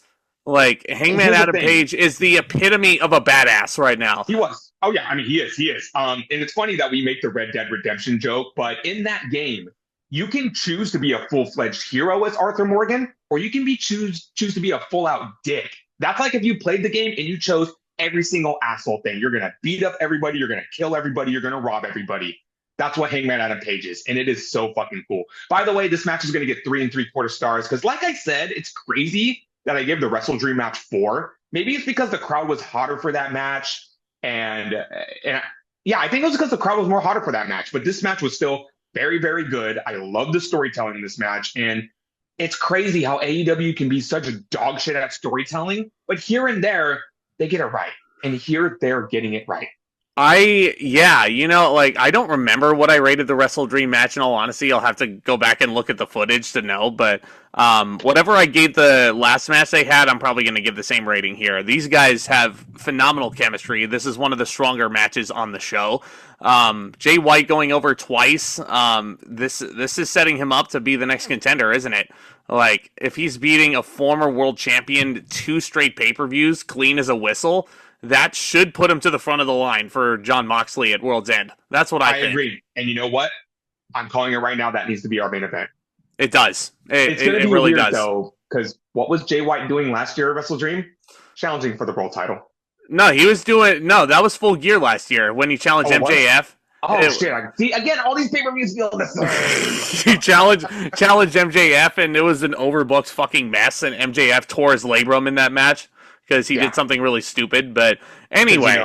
Again, we'll get more to this with the main event. I know. Everybody's saying, Darby Allin. Yeah. Hold it off. Don't blow it off right now. Tell the fucking story. This feud is continuing. This is not the end of it, apparently, because Hangman Adam Page's new character, because he loses a lot, is obsessed with just, like, maiming his opponents to no end. So after the match, he attacks Jay White up the ramp with a forearm to the back, and AEW interim EVP Christopher Daniels tries to stop Hangman Adam Page, and then Page fucking clocks Christopher Daniels, just knocks him flat on his ass, and I'm like, oh boy. Can we get the Fallen Angel out of retirement for one night only to go up against Hangman? Like, just have Hangman just kill him. Like, yeah, you know. because I fucking hate this fucking presentation of Daniels now as like Diet Adam Pierce. I fucking hate it. It's so bad. But anyway, Next match. This next match. Match of the night. This- of the night. Well, I mean, look at who's fucking in the match. Should you be fucking surprised that this was the match of the night? It's Will Ospreay versus Kyle Fletcher. So, this is a grudge match like nothing else on this show. Will Ospreay was betrayed by the Don Callis family. He was betrayed by Kyle Fletcher at Wrestle Dream. What? I think that's what happened. Is an asshole? What a surprise. What? Will Ospreay is the reason to watch AEW right now? What? No fucking way. What? The build to this match wasn't that great, but Will Ospreay is so fucking good at cutting promos that his one promo sold me on this match alone. Yep. Will Ospreay is a fucking national treasure. He's the fucking GOAT. He's the Billy GOAT reason. Bruv. Yeah, so these two obviously have a lot of history together. Kyle Fletcher came up in the industry with Will Ospreay kind of as his mentor, as they were part of, like, Kyle Fletcher was one half of Aussie Open. And collectively they were United Empire. Yes, that was the word I was looking for. Thank you. I was like, Will Ospreay's not Aussie, so he can't be a member of the Aussie Open. I didn't remember the name of the stable. Yeah, so nobody is going to chant Aussie, Aussie, Aussie, climb, climb, climb. Nobody's going to chant that. I chanted that during the ladder match. I chanted that. Yeah. Anyway, so you shouldn't be fucking shocked that Will Ospreay's match is the best match on this pay-per-view. This crowd was absolutely like fucking into this thing, like from beginning to end. Will Ospreay's entrance gets you so fucking pumped. His theme song is my favorite and probably pro wrestling right now. And that's crazy because we have theme songs like Seth Rollins and Jey Uso and Roman Reigns. And Cody. Ospreay, yeah, and Cody Rhodes. And Punk. Anytime Will Ospreay comes to the ring, I am just so fucking pumped, and rightfully so, because this guy, like, no offense, Kenny Omega, this guy is the best bout machine. Will Ospreay is allergic to having bad matches. Yeah. This match was pure bliss from start to finish. And no exception. Fletcher is amazing too. I was a little skeptical going in just because I'm not sold on the Fletcher solo run right now. I think just a little more build, and I think this is exactly the match he needed. Oh, totally. You got Kyle Fletcher going out there looking like Sid from Toy Story. With these two, took the fucking words right out of my mouth. Yeah, Kyle Fletcher was like punishing Will Ospreay like Sid was punishing all of his toys in the first Toy Story movie. That's literally what was happening, wasn't it? Yeah. And now that you hear this, now that you hear us say it on this podcast, you are not going to get that image out of your head, and you're never going to be able to unsee that Kyle Fletcher looks like an adult Sid. So, and we don't mean Psycho Sid. We mean like a different Pixar Psycho Sid. But anyway, the ruler of the world. Yes, rest in peace. 22. Oh shit! Goldberg! Why Goldberg? Why me? Anywho, not that Sid. I mean, I also could say that Kyle Fletcher looks like Mark Jindrak from the mid 2000s as well. But Tomas would fucking kill me if I said that. But anyway. I mean, now I'm going to be like looking over my shoulder at my front door from now on, now that I said that. So these two, Will goes for a Cody cutter off the ropes, but Kyle counters it into a neck breaker. Fucking phenomenal sequence of moves. Will gives Kyle a tombstone pile driver onto the floor. This is known as the match, I feel like, that killed the tombstone. Undertaker is punching air while we're watching this. It's funny. I thank you for bringing up that spot, because right before that, Fletcher goes for a suicide dive, and Ospreay barely catches him, and Fletcher damn near landed on his head. And then right after that, Ospreay is like, okay, well, if you're not going to land on your head, I'm going to drop you on your head. And he drops Fletcher with a tombstone pile driver. Jesus. And then the spot that has the wrestling world divided. And you know what? This spot bothered me for different reasons. Everybody's saying this should have been the finish. This spot shouldn't have happened at all, because this was so fucking dangerous. Fletcher delivers a tombstone pile driver, not on the apron, not on the steel steps, jumping from the apron to the steel steps. And I physically cringed watching that. And I the first thing that screamed. popped in my mind was, do you not remember how Bryan Danielson broke his neck in 2014? He received a tombstone on the floor, on the steel steps, and on the announce table from Kane. Yeah. I'm not saying Kane is unsafe. It's just that Danielson's neck already took so much punishment from his career. That's what did it. So you don't think, considering Danielson is a huge influence in AEW, you don't think jumping from the apron to the tombstone to the steel steps, dropping someone on their head, maybe isn't a good idea? Yeah, it's it's crazy ass visual, but I don't think that spot should ever be attempted again. But No. It's probably going to get worse. Absolutely not. Absolutely fucking not. Yeah, and keeping in mind that Ospreay had a bunch of kinesio tape up and down his neck too. So yeah. Please don't do that again. So these guys, again, they're like trading moves. Will Ospreay hits a phenomenal looking Styles Clash during the match as well for a nice near fall. And Ospreay also hits a spiral tap, which I fucking popped for because I remember AJ Styles also using the spiral tap at one point or another. I was gonna say, is Ospreay good friends with AJ Styles or something? It's almost like AJ trained him. I don't think AJ trained him, but no, Ospreay, do not convince AJ Styles to come to AEW. I want him to retire in WWE with some fucking dignity. Me too, please. If anything, I want to see AJ Styles in TNA again. Before he retires. Do you fucking imagine him joining Matt Riddle in TNA? It's like, Not that match. I'd rather see like Styles versus Alexander or like Styles versus Joe Hendry. But anywho, let's put AJ Styles' career later. Yes. This match is great. Yeah, so Kyle hits a pile driver called the Grimstone for a 2 count. I mean, would you be intimidated by a move called the Grimstone, Tomas? Damn right I would. That should have been the fucking finish. Yeah, because it was a reverse tombstone. Remember when the tombstone was the most protected finisher in professional wrestling history? And now that Undertaker's retired, everybody thinks they can just use it. Again, Undertaker's probably punching air right now. He's ready to put the gimmick back on and start chokeslamming fools. What are you talking about? Undertaker doesn't watch AEW. He doesn't know this happens. He doesn't watch AEW. He doesn't have time for that. Kyle Fletcher. So he's too busy making podcasts and having our president-elect on as a guest. But anyway, I didn't want to bring that up, but but anyway, Kyle Fletcher also. So here's the finish.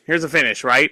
Kyle Fletcher has Will Ospreay up, and he hits a Sami Zayn-like brainbuster on the top rope, and that is enough to put Will Ospreay away. And Nigel McGuinness screams at the top of his lungs, the biggest win of his career.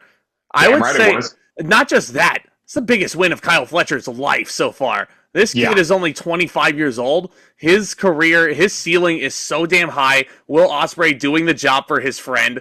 Like, Will Ospreay is not just one of the best wrestlers on the planet, he's one of the most selfless wrestlers on the planet. He reminds me so much more of Bryan Danielson by the day.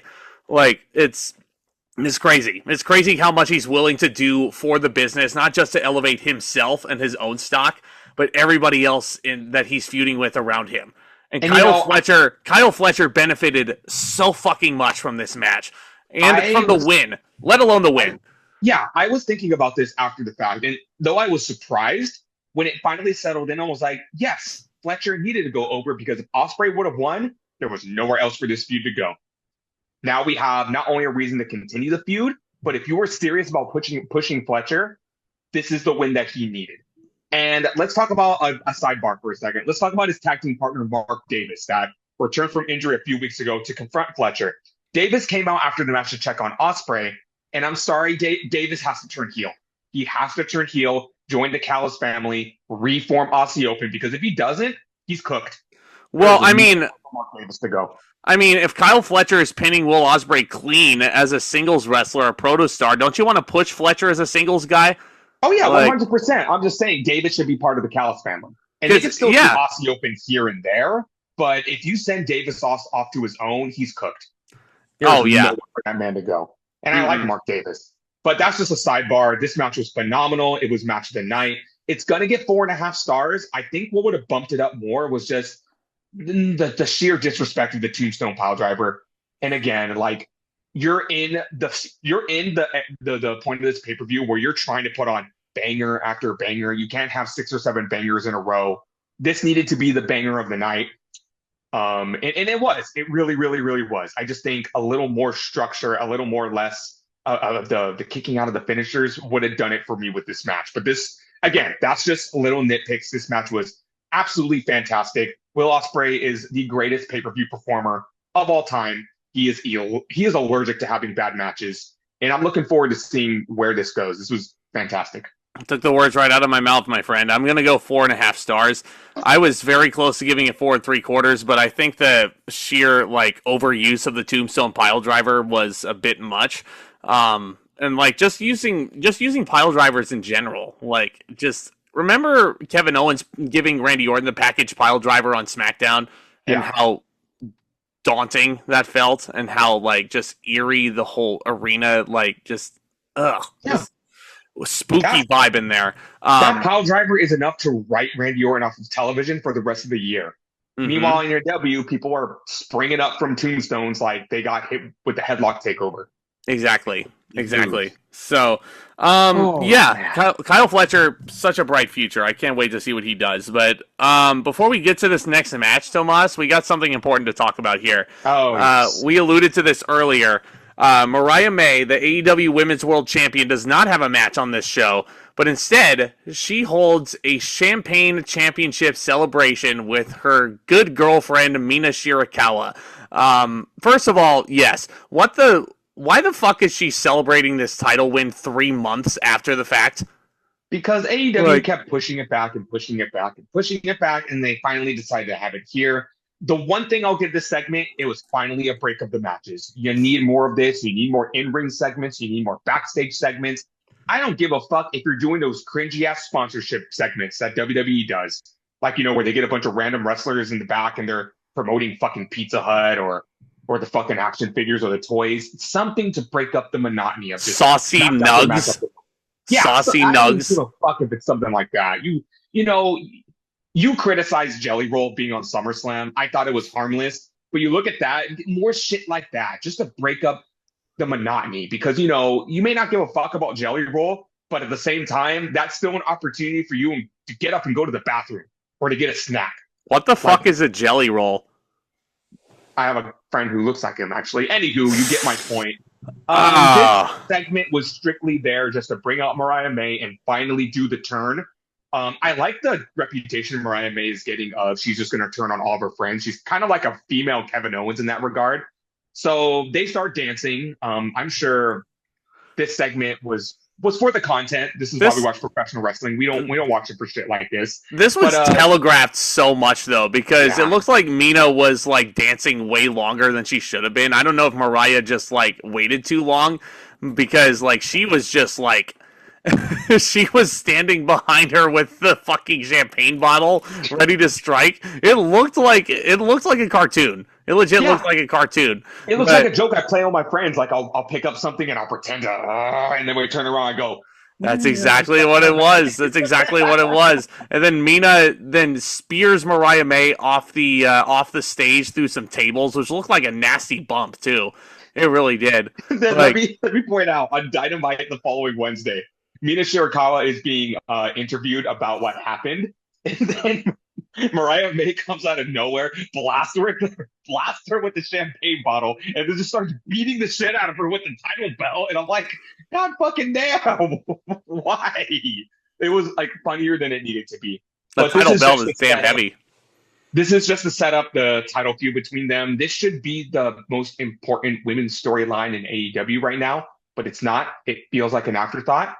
Because was great. Mariah May is great. It's because Tony's too much of a fucking mark for Mercedes Moné. So damn right he is. And Mariah May is the best women's performer in AEW right now.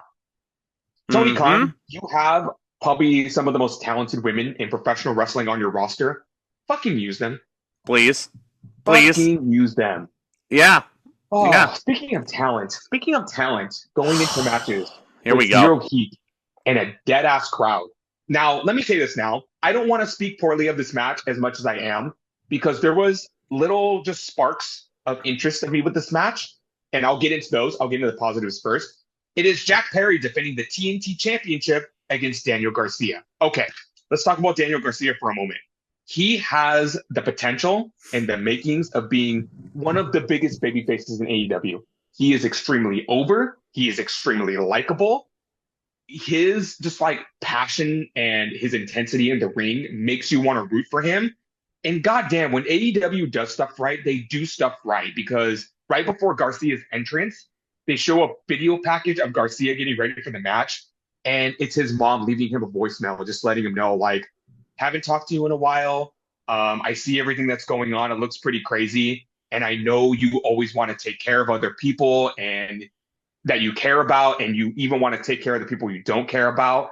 But most importantly, you need to take care of yourself. And that hit so close to home with me. And I got a little choked up. And after that video package, I just go, God damn, I want to see Garcia win this title. And Garcia should have went into this match with so much momentum, with the whole world behind his back. And it did not feel like that. It just felt like that whatsoever. It just felt like another match on the card. It did. You know, we're about to hit the 9th inning of this show, and the players are there. It's somewhat the story is there, even though it's a little nonsensical. Like, I like Garcia stepping up to bat for AEW. I liked Garcia pinning Perry up to the wall and saying, like, you motherfucker, you don't care about AEW. You need to start fucking caring, because this is our home. And I like the intensity Garcia is bringing. He has all the tools. But let me tell you, the match starts. It's a average-ass match. And there is a point in the match where Jack Perry locks on the snare trap, and you could hear a mouse taking a shit in that arena. There was zero noise. Absolutely zero noise. There was white noise. It was one of the deadest matches I've ever seen when it comes to crowd heat. And these, which sucks. That sucks. You think of John Cena slapping on the SDF, or Samoa Joe locking in the SDF, and how much excitement that brought out. Again, he locked in that submission hold, and you could hear a pin drop from a mile away. And I just sat there and I go, the crowd does not give a rat's ass about this match. Which fucking sucks, because Daniel Garcia, I've been pushing for this guy for a couple of years now. There was a point, you remember when Chris Jericho, his first time he won the Ring of Honor World title, when he became the Ocho, Daniel Garcia was a member of the Jericho Appreciation Society, and I was wanting that stable to implode so much. And I wanted Daniel Garcia to be the guy to take the title off of Jericho, and they just didn't do it that way. They didn't do it that way. They just had a basic-ass Claudio Castagnoli get his rematch clause, and, like, nothing wrong with Claudio, but the story was tailor-made for Daniel Garcia to ascend to the top. And who better to put him over than a fucking, like, you know, Hall of Fame caliber talent like Jericho? Daniel Garcia, at this point, his contract was coming due, and Tony Khan, I'm sure, wanted to use him and throw some incentives in there, so that Daniel could stay with the company. And I'm glad that Daniel Garcia is getting his money. I really am. Yeah. You know, like, he absolutely deserves it. He's a great young talent on the rise. I just, long term, I'm like, after this title win, what happens? After this? You know, like, you gotta think, ironically enough, you gotta think like CM Punk. You gotta think long term. Like, after this, what happens? And the answer, hold on, Tomas. The answer cannot be, I don't know. The answer cannot be, I do not know, when it comes to Daniel Garcia. I was gonna say, like, just to go off of your point, before even Garcia even wins this title, you need to have his next 3 opponents lined up. You have to be like, Garcia, you're going to win this title, and then you're going to face this guy, you're going to face this guy, and you're going to face this guy. I have your whole plans through the summer. Yeah. Yeah. The whole plan's through the year. At least through the rest of the year. Yeah. Yeah. Like, and through most of next year. Yeah. Like, you got to have plans for these people. Like, imagine if you walk into, like, if you're a big named actor and you sign on to Marvel Studios and Kevin Feige does not give you any sort of plan. I'm sure when Pedro Pascal signed on to play Reed Richards, there is a full-on ass plan, like, years in advance laid out for Reed Richards. So that's like Lady Gaga agreeing to do Joker 2 before the script was even finished. Oh, don't even get me started on that piece of shit. But anyway. So this match was 18 minutes of nothing. It really was. It really until was. the very end, where it started to pick up a little, and the fans were popping for Garcia, and Garcia got a huge pop. Also, the other side of this coin, Jack Perry. He's trying. It's not working. It's not working. This was I mean, I'll just skip ahead to the finish and then say what I want to say about Danny Garcia. He leans. And what I want to say about Jack Perry, actually. Yeah, or Jack Perry rather. I'm sorry. Yeah. So Danny Garcia, predictably enough, like I said at Wrestle Dream, he does win the TNT Championship. He locks in the Dragon Tamer submission hold, and Jack Perry's in it for, I don't know, maybe a solid minute, and Daniel Garcia wrenches back, and Jack Perry taps out. This is the only title change on this show, by the way. Number one, good for Danny Garcia. And number two, this is the end of probably... He did get a pop. He did get a very polite pop from a crowd that was very dead for most of this match. But the second thing I wanted to say is, say goodbye to the most forgettable TNT Championship reign of all time. Yeah. You know, which it didn't have to be this forgettable. Yeah. It had potential. But like I said in the beginning, Jack Perry absolutely cannot right off of the CM Punk heat for the rest of his career. That's what they're trying to do with him. Not Jack Perry. Like, I don't want to bury Jack Perry too much because I see the attempt and I see the effort put in by him. But you look at who's booking him, the fucking Evie Petties and Tony Khan. They're probably telling him, you're going to write off this CM Punk heat for the rest of your career. And you can't do that because CM Punk is not in the company. His whole fucking... building. If this was building to a Perry Punk match, then sure. But Punk is not in the company anymore. You gotta let it go. No. If Punk was still in the company, I probably wouldn't have this shirt right now. You know, just saying. But Jack Perry, again, exactly what you said. Can't write off of the CM Punk heat for the rest of his career. But it's kind of impossible to do that when this whole scapegoat gimmick is because of CM Punk and that drama. That is the only reason why Jack Perry is like walking out with a big fucking like Halloween looking goat head.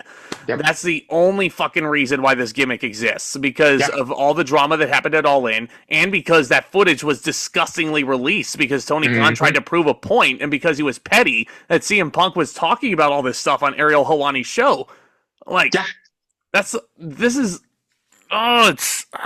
this fucking place. Anyway, 18-minute match. It's probably one of the most dead matches I've ever seen. 2 3/4 stars is the best I can do for it. Gonna match, yeah. Mm-hmm. And I didn't want it to happen to this match. If this match was booked correctly earlier on the card, hell, maybe even main eventing a Dynamite instead of being on pay-per-view, it would have been a lot better. Imagine if this opened to the pay-per-view. It would have been a lot better.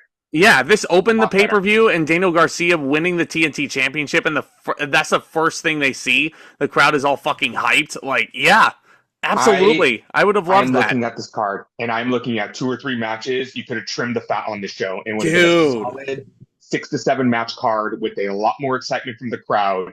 And again, you could have trimmed the fat. It's crazy. And I know AEW has scaled back on the matches, but there's still some fat. This next match is a perfect example of that. Mm-hmm. This was announced on social media 2 days before the pay-per-view. It is Konosuke Takeshita defending the International Championship against Ricochet, as Tomas called him. I have a question for you, Tomas. Where's the fucking story? Where is it? You gotta understand, back at the Wrestle Dream, Takeshita pinned Ricochet for the international title, so that's all we need. No, that's not enough. He pinned Ospreay. He did? I thought he pinned Ricochet.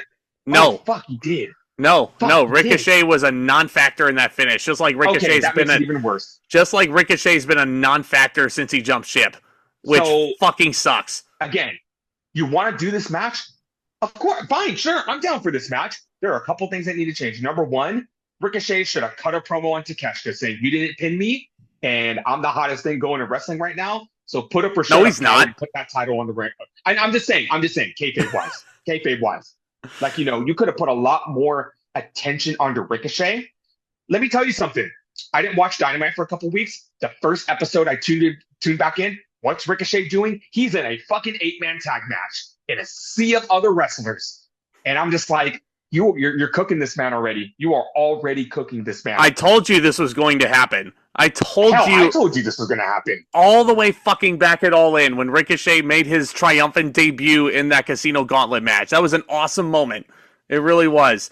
But my concern was Tony Khan has taken all these new toys from WWE. He's given them all this money, and he gives them one title shot. In this case, he gives Ricochet his first match with Will Ospreay way too fucking early, mind you. And now I agree with you because it looks like they're not going to revisit that.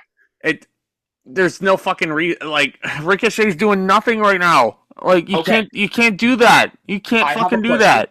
I have a question for all the AEW crazies out there, and I know I'm going to get so much heat for this, but please answer me this.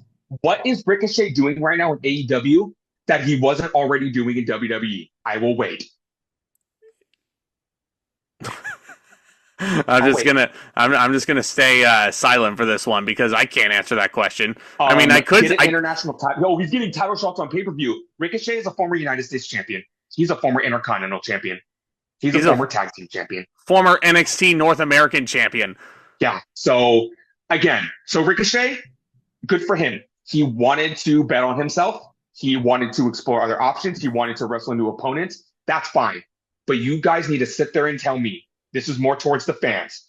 What is Ricochet doing in AEW right now that he wasn't already doing in WWE?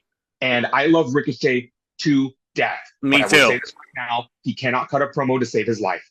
What is Ricochet, more importantly, what is Ricochet doing to make himself stand out? Exactly. In a sea of other wrestlers who are doing a lot of the same shit that Ricochet is doing. Like, what is Ricochet doing better than Will Ospreay right now? Because here's the thing. Ricochet is Will Ospreay, but you strip away all the charisma. Absolutely all of the charisma and the promo cutting abilities. And Solomonster brought up this really good point. You know why Ricochet was such an attraction in WWE? Because there was nobody in WWE that could do it like Ricochet. But there are like 10 other Ricochet clones in AEW. Exactly. Dante Martin, Commander, Hologram, Ray Fenix.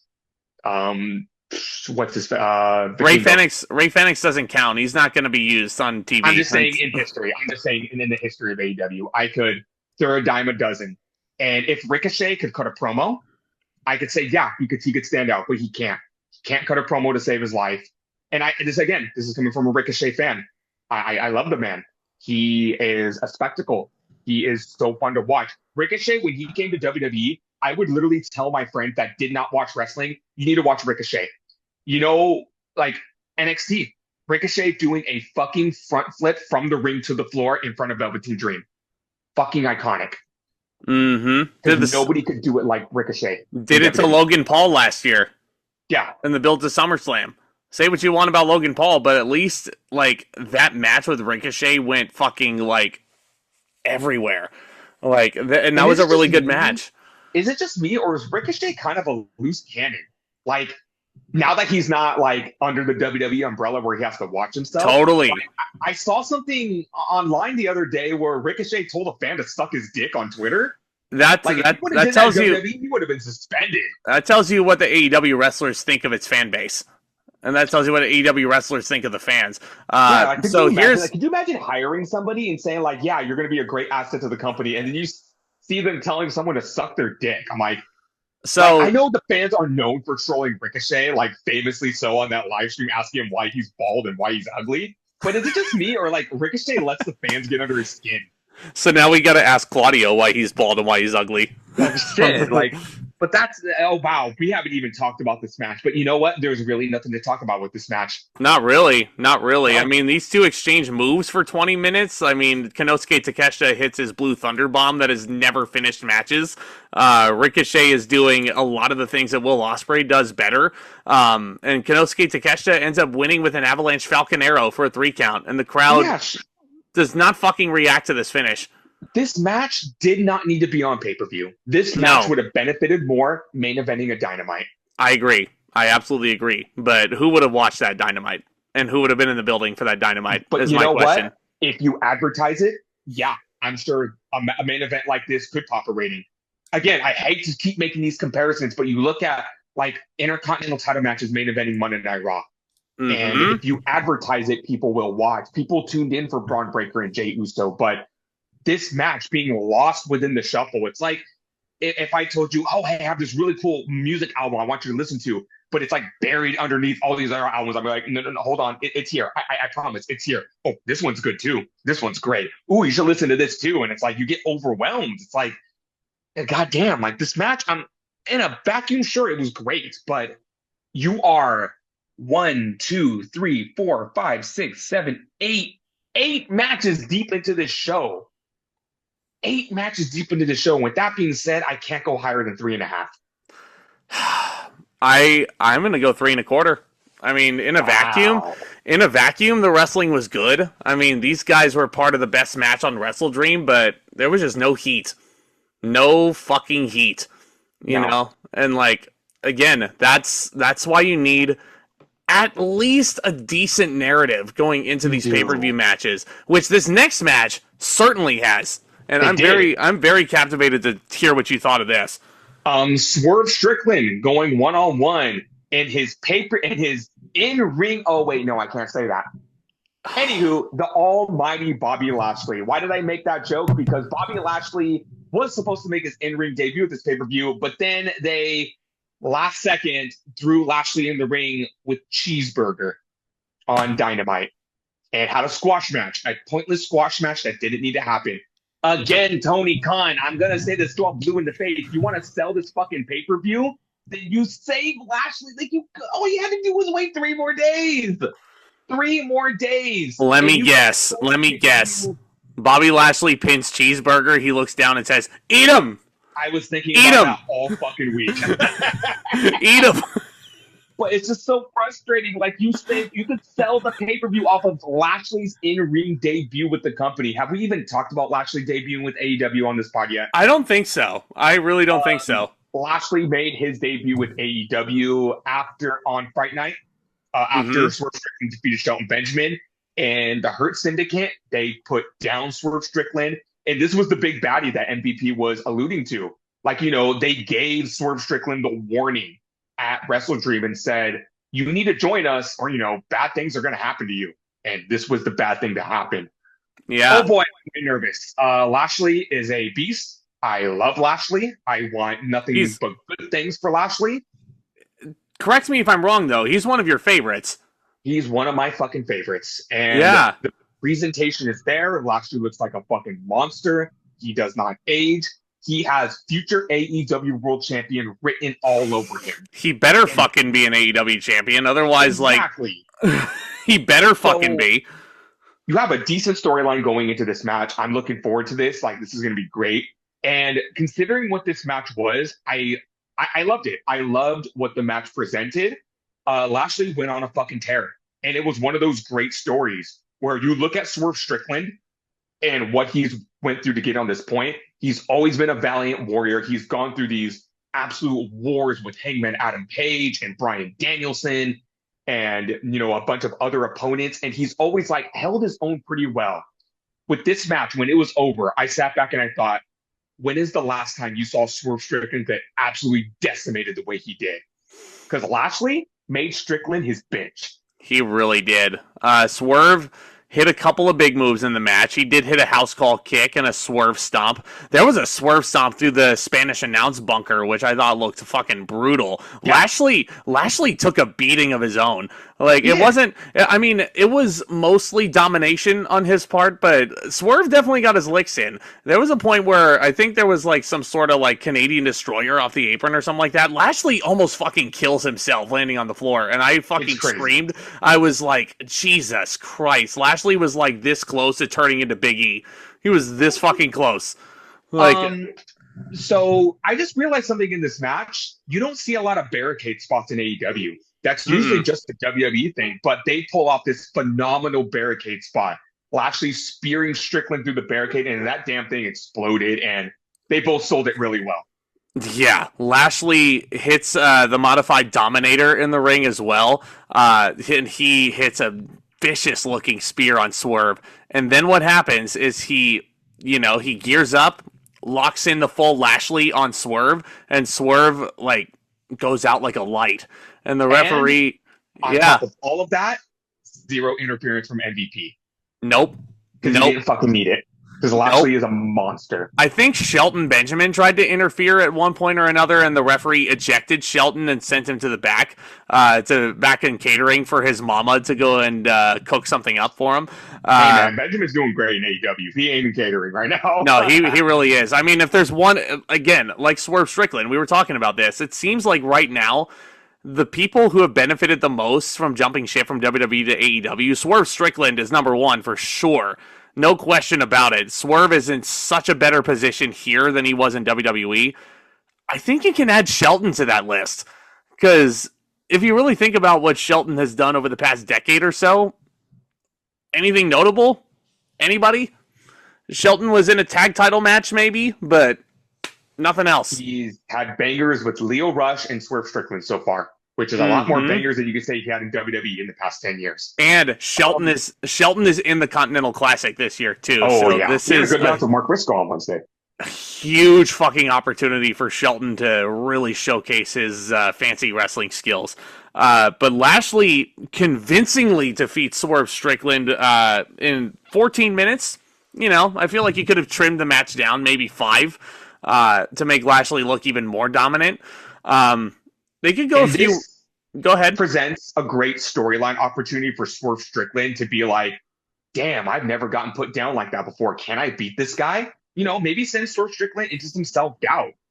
You know, put him in a sense where he has to work out of this slump that he's in.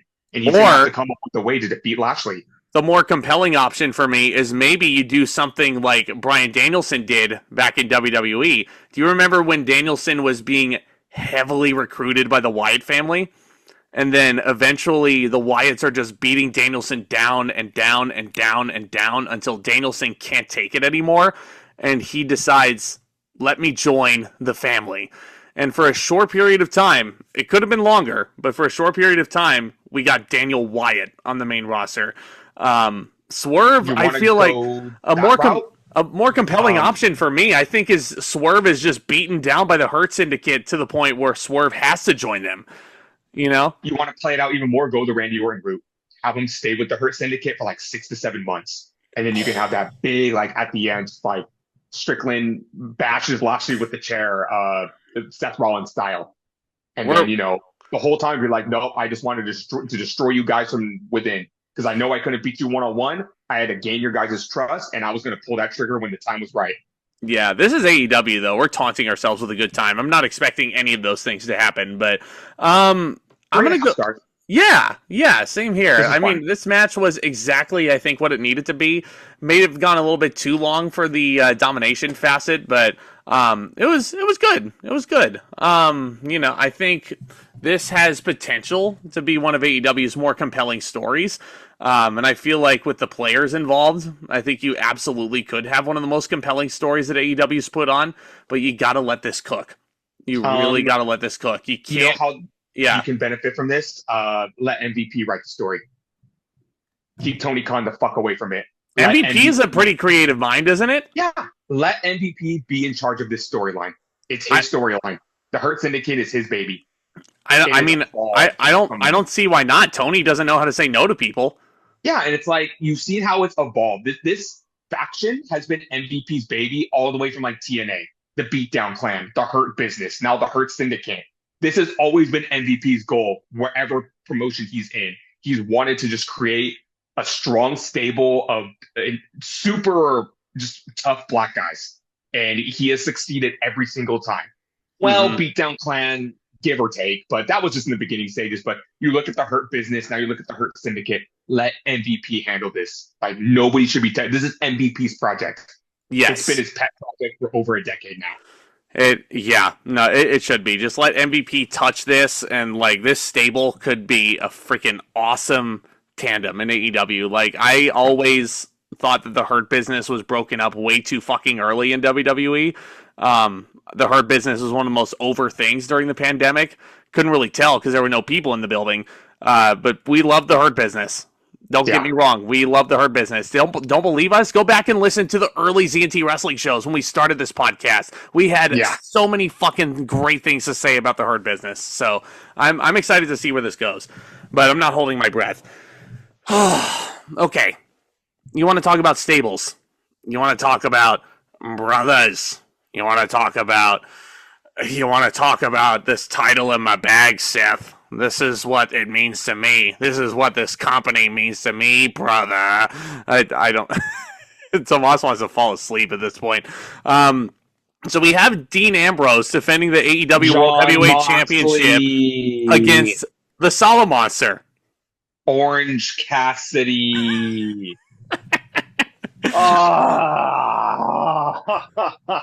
This fucking angle. This storyline is so fucking dumb.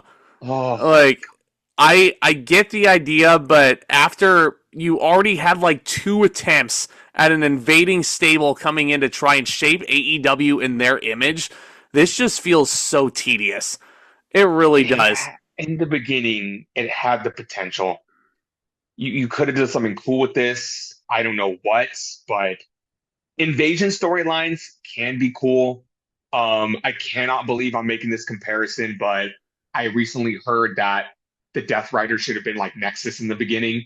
And just absolutely decimated the arena. Totally. And considering how cryptic Jon Moxley was being and how cryptic he still is being, this could have been cool, but my biggest issue with it is I don't see where this is going. And not like in a cool, like, ooh, I can't wait to see what the Death Rider is going to do next, but just like, what the fuck are we doing? You ever watch a movie and you're like halfway through the movie and you're sitting there just like wondering, how does this end? That's Joker 2. Yeah, Joker 2. With this storyline, I'm like, how the fuck does this end? And, I'm seeing points being brought up that I never thought of. Like, after Wrestle Dream, nobody talked about Bryan Danielson. Like, no. That was your QB. That was your locker room leader. And he got fucking murdered. And nobody talked about it. That's just like the tippy top of the issues. And, Survivor Series is just about to start, so I don't want to spend an hour talking about this, but at the end of the day, this just feels so convoluted and the players don't make sense, and I don't know where this is going. The only thing that I can say about this Death Rider stable is that Marina Shafir is finally portrayed like I think she should be. Marina Shafir looks like a killer with Jon Moxley coming out with him. Like, legit. And the fact that Jon Moxley is resenting this company so much that he refuses to display the championship on his way down to the ring, I'm like, okay. I mean, there's something there, but to me, it honestly feels like Moxley's a bit miscast. Because Moxley has gone on and on and on about how much he loves AEW and how much he appreciates that AEW exists. How it basically saved his life in a lot of cases. It gets to the point where I'm looking back in hindsight and these promos are just not believable. Like, you don't run this company anymore, Seth. And like he's taking over. There's a supercharged like TBS station takeover. And I'm sorry, a station takeover of the network should not be the Death Riders just beating up a jobber like JD Drake and Moxley cutting another promo. Like, that's not what a takeover is. A takeover is what the Nexus did back in 2010. Like, does this company not get what a takeover means? A takeover is, I cannot believe I'm going to make this comparison. A takeover is the main event mafia running the whole episode of Impact, complete with Scott Steiner being the ring announcer, Booker T and Kevin Nash being commentators, and somebody was a referee, I think. But like, think of NWO Sold Out. Yes, but I was just about to bring that up. Let's talk about his opponent, Orange Cassidy. I see a lot of people complaining about Orange Cassidy, saying like, "Oh, is Orange Cassidy really the guy to save AEW?" No, he's not. But I'm going to defend Cassidy in saying he's not the guy to win, like take down the Death Riders. But he's a soldier. He's a front. He's on the front line. He's been an AEW guy since day one, and he's a beloved babyface. And I do believe he deserved this spot and needed to be in the spot for the first phase of this feud. So everyone who was freaking out about that, like, calm the fuck down. Like, Orange Cassidy was not going to be the guy to end this, but I do believe he needs to be a key player in this. And I did appreciate Orange Cassidy's promos. I did appreciate the passion he was bringing into this feud, but I do agree that Orange Cassidy was never going to be the guy. No. And anyone who's saying Orange Cassidy's played out, his shtick is done, he can't fucking wrestle, you're a fucking idiot. I'm going to straight up say it. You're a fucking idiot. Orange Cassidy is a great professional wrestler. Yeah, yeah, I totally am with you on that front. And And with that also, being said, you first. no, no, no. I was just going to say the fact that Orange Cassidy is Moxley's opponent is a smart move because these guys have had really good matches in the past. I would say, yeah, their all-out match that they had last year in the main event for the international title, phenomenal. Their full gear match that they had last year that I completely fucking forgot about, really good match. This one, you never really bought Orange Cassidy as a winner here. You never bought it. You know, but I loved the opening sequence of this match, and I saw it coming from a mile away, but like in a good way, because as they're doing the ring introductions, I see the ref with the briefcase, and I'm like, well, since the championship is in there, and like Marina Shafir is not like, I think she like unlocks the handcuffs for a second, but I'm like, what is the ref just gonna raise the briefcase and that's the title? But you see Cassidy in the background, he's just like, and you see Moxley with his back's turned. I'm like, ooh, Moxley, the minute you turn around, you're gonna fucking eat an orange punch. And that's exactly what Cassidy does. Moxley eats 3 of those orange punches, and I'm like, okay, this is going to be a good match. This was a good match. Not great. I hated the finish, but as a pay-per-view main event, it was good. Yeah, I mean, I appreciated that Orange Cassidy was pulling moves out of Roman Reigns' repertoire too. So orange punches. Yeah, Superman punches, exactly. Orange punches. I'm gonna make orange punch for my next AEW viewing party, which will be 12th of Never. Oh, the 12th of Never? Okay, we'll make some. I'll make some orange punch when Tomas is at my house for the Royal Rumble. That's for sure. Anyway, yeah. So Orange Cassidy. It's also so funny that Moxley cuts a promo on Dynamite, and like you hear dead silence, and Moxley is just milking it, and you hear someone yell, "Go back to Roman!" Oh, fuck. You audibly heard the fans say that, and like it's like I'm so surprised you haven't heard that. It's all over like social media. That's almost as crazy as Cody Rhodes in Ring of Honor and that fan yelling out, "Where's your sexy ass wife?" Well, I mean, like, it's not just because Brandy is Brandy. Cody Rhodes is ending racism, right? So yeah, that's what he's doing. The American Nightmare, ending racism. Yeah, Moxley taunting the crowd with the Kazuchika Okada style middle fingers to everybody because AEW is edgy that way. Marina Shafir starts getting involved. She's kicking Orange Cassidy on the outside. No consistency with this AEW refereeing, especially with Bryce Remsburg, who ended Bryan Danielson's career. So that's why people hate him. Orange Cassidy, like good match, but again, like Orange Cassidy beach break, good near falls close to the end. But then you get Claudio Castagnoli and Pac coming out to ringside. Before we get to that part, this is a little attention to detail that I actually liked. Marina Shafir does get ejected from ringside, and you see this look on her face where she is like, she's so sad. And I'm like, oh, poor Marina. But then I realized she's not sad. She's scared because she just got ejected, and she's looking at Jon Moxley, and that was like a face of fear, where she was like, I don't know what's going to happen to me after this match. Like, I fucked up. It's like Shafir was given the role of the heater. Oh, my God, they actually used the heater right. And it's like, there's no room for error. There's no room for, stuff to go wrong. So I like that little attention to detail. Like, they wouldn't go this far because, it would be a little in bad taste. But, like, what if Moxley, like, punished the other members of the Death Riders when they fuck up? Like, I'm not going to use Marina Shafir as an example because that would be dark. But, like, Wheeler Yuta, let's say he doesn't win a match, and then you just cut to the backstage, and Moxley's like, you know what we do to losers around here, and we're not losers. And then Yuta's like, yeah, I know. Pulls up his shirt, receives 10 lashes from Moxley. Like, he's keeping these motherfuckers in check. He really is. Nice attention to detail that I liked. Like, Marina Shafir was like, fuck, I'm in trouble after this match. Yeah. So what happens next is Claudio and Pac come out to ringside to give Moxley the numbers advantage. But then you get the rest of the conglomeration coming out. And again, it's like the most random fucking faction of all time. Kyle O'Reilly is out there, even though he was out there with Adam Cole earlier. I don't know if we mentioned that. Kyle O'Reilly shoving Adam Cole to the ground because it took him way too fucking long to say Roderick Strong. Now also, he's out there. You said the conglomeration? Oh, you mean me and the boys after a 42nd Street performance going to Denny's? Well, he oddly enough did not have Mark Briscoe out there. Marina Shafir comes back out to the ring, by the way, around this point with the briefcase, and then you get Willow Nightingale spearing the fucking shit out of Marina. Top of the night, by the way. That was a huge fucking spear. I was like, damn, yeah, good ass spear. Orange Cassidy nails Moxley with that briefcase. Referee tries counting Moxley, but he kicks out, obviously. Good near fall, by the way. Really good near fall. That was the closest I got to believing that Cassidy might win this match. But then, of all fucking people, Wheeler Yuta.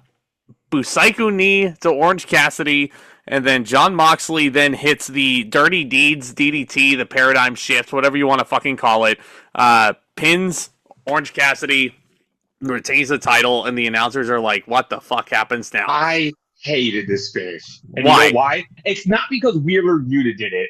I don't think Moxley needs fucking outside interference like that. Like, bland ass outside interference to win a match. If Moxley is this big badass that you should be scared of, he doesn't need that. Like, I get the Death Riders are there to do what they're there to do. Wow, that was a crazy statement that just came out of my mouth.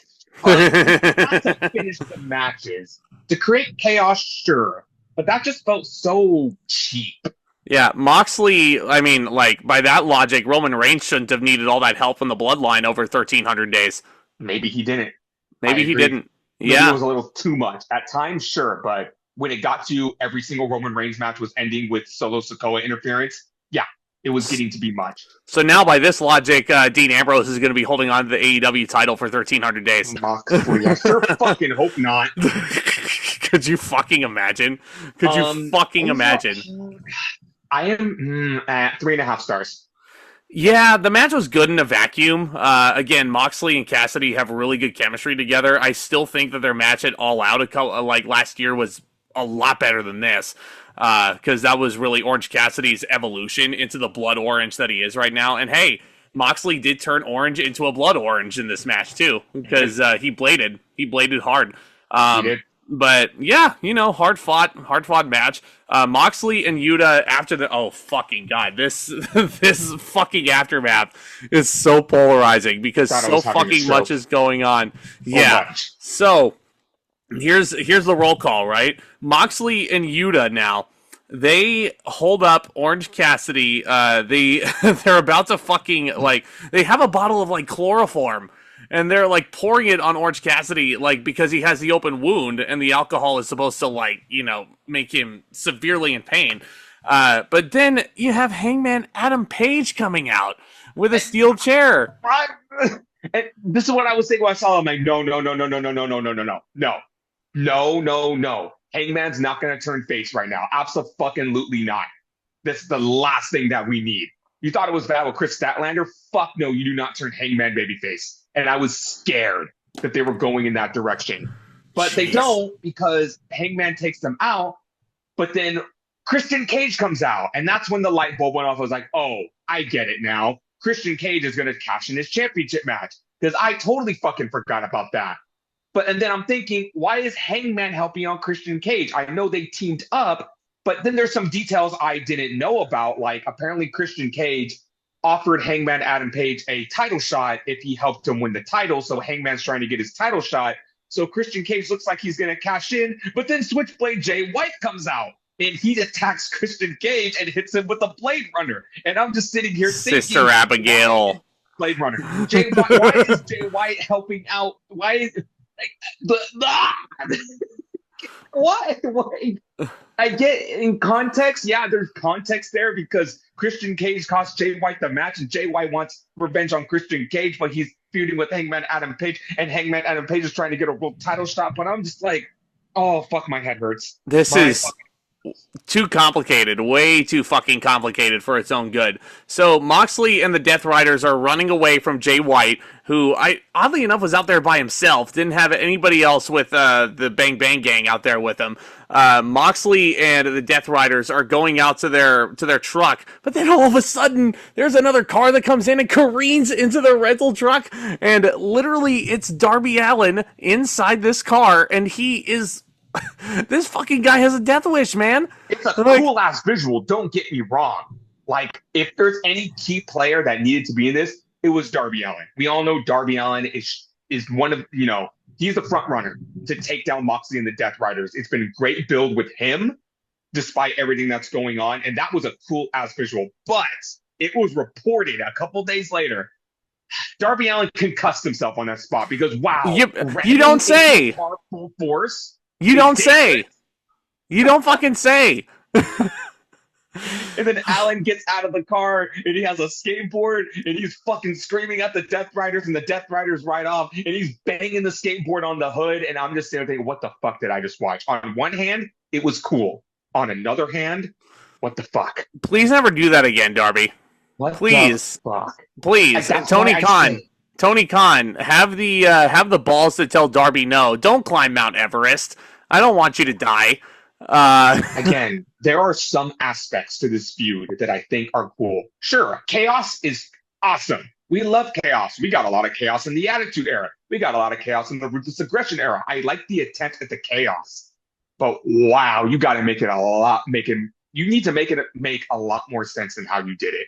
Because you have 4 or 5 or 6 different feuds all entering at the same time, to the point where you're not being clear about intentions, that people don't know why the fuck Hangman Adam Page was out there, why the fuck Christian Cage was out there, why the fuck Jay White was out there. So I like the attempt at chaos, but you need to make it more understandable.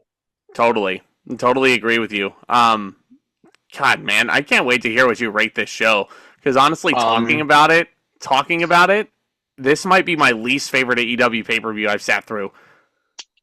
You know what? 6.75 out of 10. I'm matching it. I was going into this review ready to give it a 7 for the in-ring work alone, but there's too many issues, too many glaring issues in AEW for me to consider this a good wrestling pay-per-view. Sure. Good pay-per-view as an entire product. Not really. Above average. Not really. Above average to decent. You have a fun opener. Didn't give a fuck about MJF and Strong. Great women's match. Great Hangman Adam Page, Jay White match. Fantastic Fletcher Ospreay. No one gave a fuck about Garcia Perry. No one gave a fuck about Konosuke, Takeshita, and Ricochet. Lashley and Strickland was good storytelling wise. Fine match. And then you had this main event that it was decent to good. Yeah. You could do a lot worse for sure. But nothing compared to like all out 2021. Nothing compared to Full Gear 2020. This company needs a bit of a reset, doesn't it? It does. Like, I'm sorry, not Full Gear 2020. I mean Full Gear like 2019. Yeah. Revolution 2020. Revolution 2023, Revolution 2024. You know, like, I don't know, man. I don't know what needs to change, but a lot needs to change with AEW in order to increase our enjoyment. And I want it to happen. I'm not sitting here going, fuck yeah, AEW is going to die. No. I want AEW to thrive. Mm-hmm. See what I did there? I want AEW to thrive. So Tony Khan, get your head out of your ass, give the book to somebody else, and your whole internal team needs to be restructured. Yes. You can do it. I believe in you. I believe in you, little TK. I do. I really do. You can do it. Just don't spend time with the Jacksonville Jaguars and you'll be fine. But anyway, hit that subscribe button if you're new. Tap that thumbs up. There's a lot of wrestling still to discuss. We have Survivor Series War Games on. There's a lot happening. World's End is coming up. Saturday night's main event is something that we'll be talking about. And don't forget, we have our retro podcast as well. ECW One Night Stand is coming. It's coming. Yes. But we just have to figure out a time to do it. But thank you guys so much again for tuning in. Commence that back talk and see you guys soon.